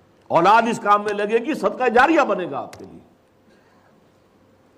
اگر طلباء اور والدین دونوں کا جواب دوسرے مقصد کے حق میں ہو تو وہ مرکزی انجمن خدام القرآن لاہور کے قائم کردہ قرآن کالج میں داخلے کا فیصلہ کریں۔ اب ورق الٹ لیجیے۔ قرآن کالج میں اس سال سے ایف اے کے لیے داخلے جو ہیں، لازمی مضامین تو ہے ہی انگریزی، اردو، اسلامیات اور مطالعہ پاکستان، ان کے ساتھ ساتھ اختیاری مضامین کے ضمن میں صرف 2 گروپ ہوں گے۔ ایک وہ ہے جن میں عربی، اسلامیات اور سیاسیات کے ضمن میں شہریت، سیوکس، پولیٹیکل سائنس بنتا ہے پھر آگے جا کر یہ، اور دوسرا گروپ ہوگا عربی، اقتصادیات اور اقتصادیات کے گہرے فہم کے لیے ریاضی۔ یہ 2 گروپ ہوں گے تاکہ ایک جانب طلبہ کی انگریزی اور عربی زبانوں کی بنیاد پختہ ہو جائے، چنانچہ عربی کے ذریعے علم دین کے اصل سرچشموں قرآن اور حدیث تک رسائی حاصل کر سکے، اور انگریزی کے ذریعے عہد حاضر کے خیالات اور نظریات سے بحیثیت مجموعی بہرور ہو سکے۔ دوسری جانب عہد حاضر کے نظام اجتماعی کے 2 اہم ستونوں یعنی سیاسیات اور معاشیات میں سے کم از کم ایک میں اعلیٰ تعلیم کے حصول یعنی ایم اے پی ایچ ڈی تک رسائی کے قابل ہو سکیں، تاکہ ان علوم کے ضمن میں تحقیقی اور تخلیقی خدمات سر انجام دے سکیں۔ ان امتحانی مضامین کے علاوہ انشاءاللہ تمام طلباء کو کمپیوٹر کے استعمال کے قابل بھی بنایا جائے گا، اور معاشیات کے طلباء کے لیے شماریات کی کوچنگ بھی ہوگی۔ یہ امتحانی مضمون نہیں ہوگا لیکن کوچنگ ہوگی۔ اب میں نے ایک بات ذہن میں رکھ رہا ہوں کہ یہ نہ سمجھیے کہ اس کا مطلب یہ ہے کہ دنیا سے کنارہ کشی کی دعوت دے رہا ہوں اور کوئی آگے کیریئر ان کا دنیا میں ہوگا ہی نہیں۔ اس نظام کے تحت بی اے ایم اے کرنے والے طلباء کے لیے معاش کے ضمن میں حسب ذیل راستے کھلے ہوں گے۔ نمبر 1، اولین اور حلال ترین ذریعہ تعلیم و تدریس، جس سے نبی اکرم صلی اللہ علیہ وسلم کے ساتھ بھی ایک نسبت قائم ہوتی ہے، اس لیے کہ آپ نے فرمایا ہے کہ انما بعثت معلما، مجھے معلم بنا کر بھیجا گیا ہے۔ کالجوں میں پڑھائیے، یونیورسٹیوں میں پڑھائیے، حلال ترین ذریعہ روزی ہے، اس میں حرام کا کوئی پہلو ہے ہی نہیں، اور پھر اس میں وقت ملتا ہے، اتنا فارغ وقت ملتا ہے کہ جس میں آپ دین کی خدمت کا کوئی کام کر سکیں، باقی اور چیزوں میں پھر وہ وقت نہیں ملتا۔ دوسرا یہ کہ ایل ایل بی اور ایل ایم ایم کر کے پیشہ وکالت اختیار کیا جا سکتا ہے۔ اس ضمن میں واضح رہے کہ علامہ اقبال اور قائد اعظم دونوں ہی پیشے کے اعتبار سے وکیل تھے۔ علامہ اقبال کیا تھے؟ وکیل۔ قائد اعظم کیا تھے؟ وکیل۔ اور دنیا میں سیاسی اور معاشی نظام بنانے اور چلانے والے اکثر وکیل ہوتے ہیں یا سوشل سائنسز کے فارغ۔ یہ جو فزیکل سائنسز ہیں وہ تو ان کے خادم ہوتے ہیں۔ وہ ایٹم بم بنا دیں گے، استعمال تو کرے گا صدر امریکہ، وہ کون ہے؟ وہ سائنسدان ہے۔ نظام کون بناتے ہیں؟ وہ تو ہیومینٹیز کے پڑھے ہوئے لوگ ہوتے ہیں، لاء کے پڑھے ہوئے لوگ ہوتے ہیں، وہ لوگ ہوتے ہیں جو نظام چلاتے ہیں، بناتے ہیں۔ یہ سائنٹسٹ تو سب سرو کرتے ہیں، یہ کام کرتے ہیں، چیزیں بناتے ہیں، استعمال تو وہ کرتے ہیں۔ نمبر 3، سول سروس کے مقابلوں کے امتحانات میں شرکت کے بعد سرکاری ملازمت اور سرکاری عہدیدار ہونے کے ناطے دین کی مؤثر خدمت۔ آپ سرکاری عہدیدار ہیں، کہیں تحصیلدار ہیں، اپنی تحصیل کی مسجد میں خود خطبہ دیں، کیا کیفیت ہوگی اس کی؟ آپ ڈپٹی کمشنر ہیں، ڈی سی او جو کہلاتے ہیں شاید آج کل، آپ وہاں خطبہ دیں، اس کی صلاحیت حاصل کر کے آپ جائیں گے، اس کی کیا تاثیر ہوگی؟ اگر صاحب کردار بھی ہو انشاءاللہ تعالی، جس کے لیے کہ یہاں خصوصی تربیت کا انتظام ہوتا۔ نمبر 4، مندرجہ بالا تینوں صورتیں میں تو دین کی خدمت جز وقتی ہوگی، لیکن اگر اللہ تعالیٰ قبول فرما لے تو رزق کے ضمن میں خالصتاً اللہ پر توکل کرتے ہوئے ہمہ وقت اور ہمتاً اللہ کے دین اور اللہ کی کتاب کی خدمت، جس کے لیے دوسرے خادمان دین کے ساتھ ساتھ انجمن خدام القرآن کے صدر مؤسس اور تنظیم اسلامی کی مثال کو بھی سامنے رکھا جا بانی تنظیم اسلامی کی مثال کو بھی سامنے رکھا جا سکتا۔ میں نے بھی ظاہر بات ہے 40 برس کی عمر ابھی قبری حساب سے ہوئی تھی، اس کے بعد سے آج تک ایک دن بھی کوئی دنیاوی معاش کے لیے کوئی کام نہیں کیا۔ اللہ نے کھانے کو دیا ہے، رزق اس کے ذمہ۔ میرا کتابچہ اس کے ضمن میں حساب کم و بیش، میں نے کہاں سے کھایا ہے، لوگ سوچتے ہیں جب کچھ نہیں کیا تو کہاں سے کھایا، اس کا پورا حساب کتاب میں نے دے دیا۔ چونکہ قرآن کالج اسلامی دعوتی اور تربیتی درس گاہ ہے، لہذا اس میں ذہین اور باصلاحیت اور اچھے نمبروں سے میٹرک کرنے والے مستحق طلباء کو فیس کی معافی کے علاوہ زیادہ غیر مستطیع طلباء کو رہائش اور تعام بھی مفت فراہم کی جائے گی، اور زیادہ نمایاں صلاحیتوں کے حامل لوگوں کو اضافی وظائف بھی دیے جائیں گے۔ اب میں اس میں آپ سے تعاون کی درخواست کرتا ہوں، بلکہ توجہ سے سنیے، میں آپ سے آپ کی اولاد کی بھیک مانگتا ہوں۔ ہر داعی بھکاری ہوتا ہے، اسے لوگ چاہیے آؤ میرا ساتھ دو، ہر داعی بھکاری ہوتا ہے۔ بہرحال بھکاری، ہم تو بھکاری ہیں، اور میں آپ سے اولاد کی بھیک مانگتا ہوں اس کام کے لیے۔ میں نے آج تک اللہ کے فضل سے کسی کے سامنے ہاتھ نہیں پھیلایا، لیکن یہ جھولی پسار رہا ہوں۔ حضور صلی اللہ علیہ وسلم نے جھولی پساری تھی، اے اللہ میری اس جھولی میں عمر بن الخطاب اور عمرو بن ہشام میں سے کسی ایک کو تو ڈال دے، اس کے ذریعے سے اسلام کو قوت اور سپورٹ عطا فرما دے۔ بس میں اس پر آپ حضرات کو، اور اس کے لیے آپ میں سے ہر شخص جائزہ لے اپنے عزیزوں میں سے جو لوگ بھی میٹرک پاس کر کے آ رہے ہیں، ذہین تر نوجوانوں کو لائیے۔ ہمارے ہاں روایت کیا بنی ہے، جو بیچارہ کوئی نابینا تھا اس کو بٹھا دو وہاں حافظ بنا دو، کہیں اور نہیں چلتا تو حافظ بنا دو۔ بھائی ذہین آدمی چاہیے، یہ دنیا آج جو ہے یہ بات یوں نہیں مانتی، ذہین لوگ۔ اللہ کا شکر ہے بھارت میں بھی اللہ نے پیدا کیا ہے ذاکر نائک، اس کی بات سنی جا رہی ہے، ہندو سن رہے ہیں۔ اسی طریقے سے اب جیسے اللہ نے یہاں اس دعوت قرآنی کو جو ہے وہ ایک کامیابی عطا فرمائی ہے، اور وہ واحد شخص ہے، ذرا نوٹ کیجئے، ٹریلینز آف ڈالرز رکھنے والے عرب حکمرانوں میں سے کسی کو توفیق نہیں ہوئی کہ کوئی تبلیغی ٹیلی ویژن جو ہے اس کا چینل قائم کر دے، لیکن یہ کہ آج تک کسی کو یہ توفیق نہیں ہوئی کہ اسلام کی دعوت و تبلیغ کے لیے قادیانیوں تک نے چینل قائم کیے ہوئے ہیں۔ ان کا جو نام نہاد خلیفہ ہے، اس کا جمعے کا خطبہ پوری دنیا میں سنا جا رہا ہے، مسلمانوں کو توفیق نہیں ہوئی۔ سلطان آف برونائی دنیا کا امیر ترین آدمی، سعودی بادشاہ دنیا کے امیر ترین لوگ، یہ امارات والے جو ہیں کیا کیا کچھ کر رہے ہیں، یہ بھی اللہ نے توفیق دی ہے تو اس بندے کو ذائق نائک، جس کا نام نائک ذاکر نائک ہے، اللہ نے تو کام کی توفیق دینی ہی ہے۔ یہ تو آپ کا اپنا وہ ہے کہ نصیب کیا ہے۔ فشقی و سعید، دو ہی طرح کے لوگ ہوں گے، یا شقی ہوں گے یا سعید ہوں گے۔ سعید وہ ہوں گے جو کلمہ خیر سنیں، قبول کریں اور اس پر عمل کریں، اور شقی وہ ہوں گے جو سب کچھ سن کر سن رہ جائیں۔ تو میں اس میں آپ سے تعاون مانگتا ہوں، آپ سے آپ کی اولاد کی بھیک مانگتا ہوں اس کام کے لیے۔ ان نوجوانوں کو، اور اس لیفلیٹ کو جا کر ذرا دوبارہ اچھی طریقے سے ایک ایک حرف پر دوبارہ غور کرتے ہوئے اس کو پڑھ لیجئے اور اس کے مبلغ بن جائیے۔ اقول قولی ھذا واستغفر اللہ لی ولکم ولسائر المسلمین والمسلمات۔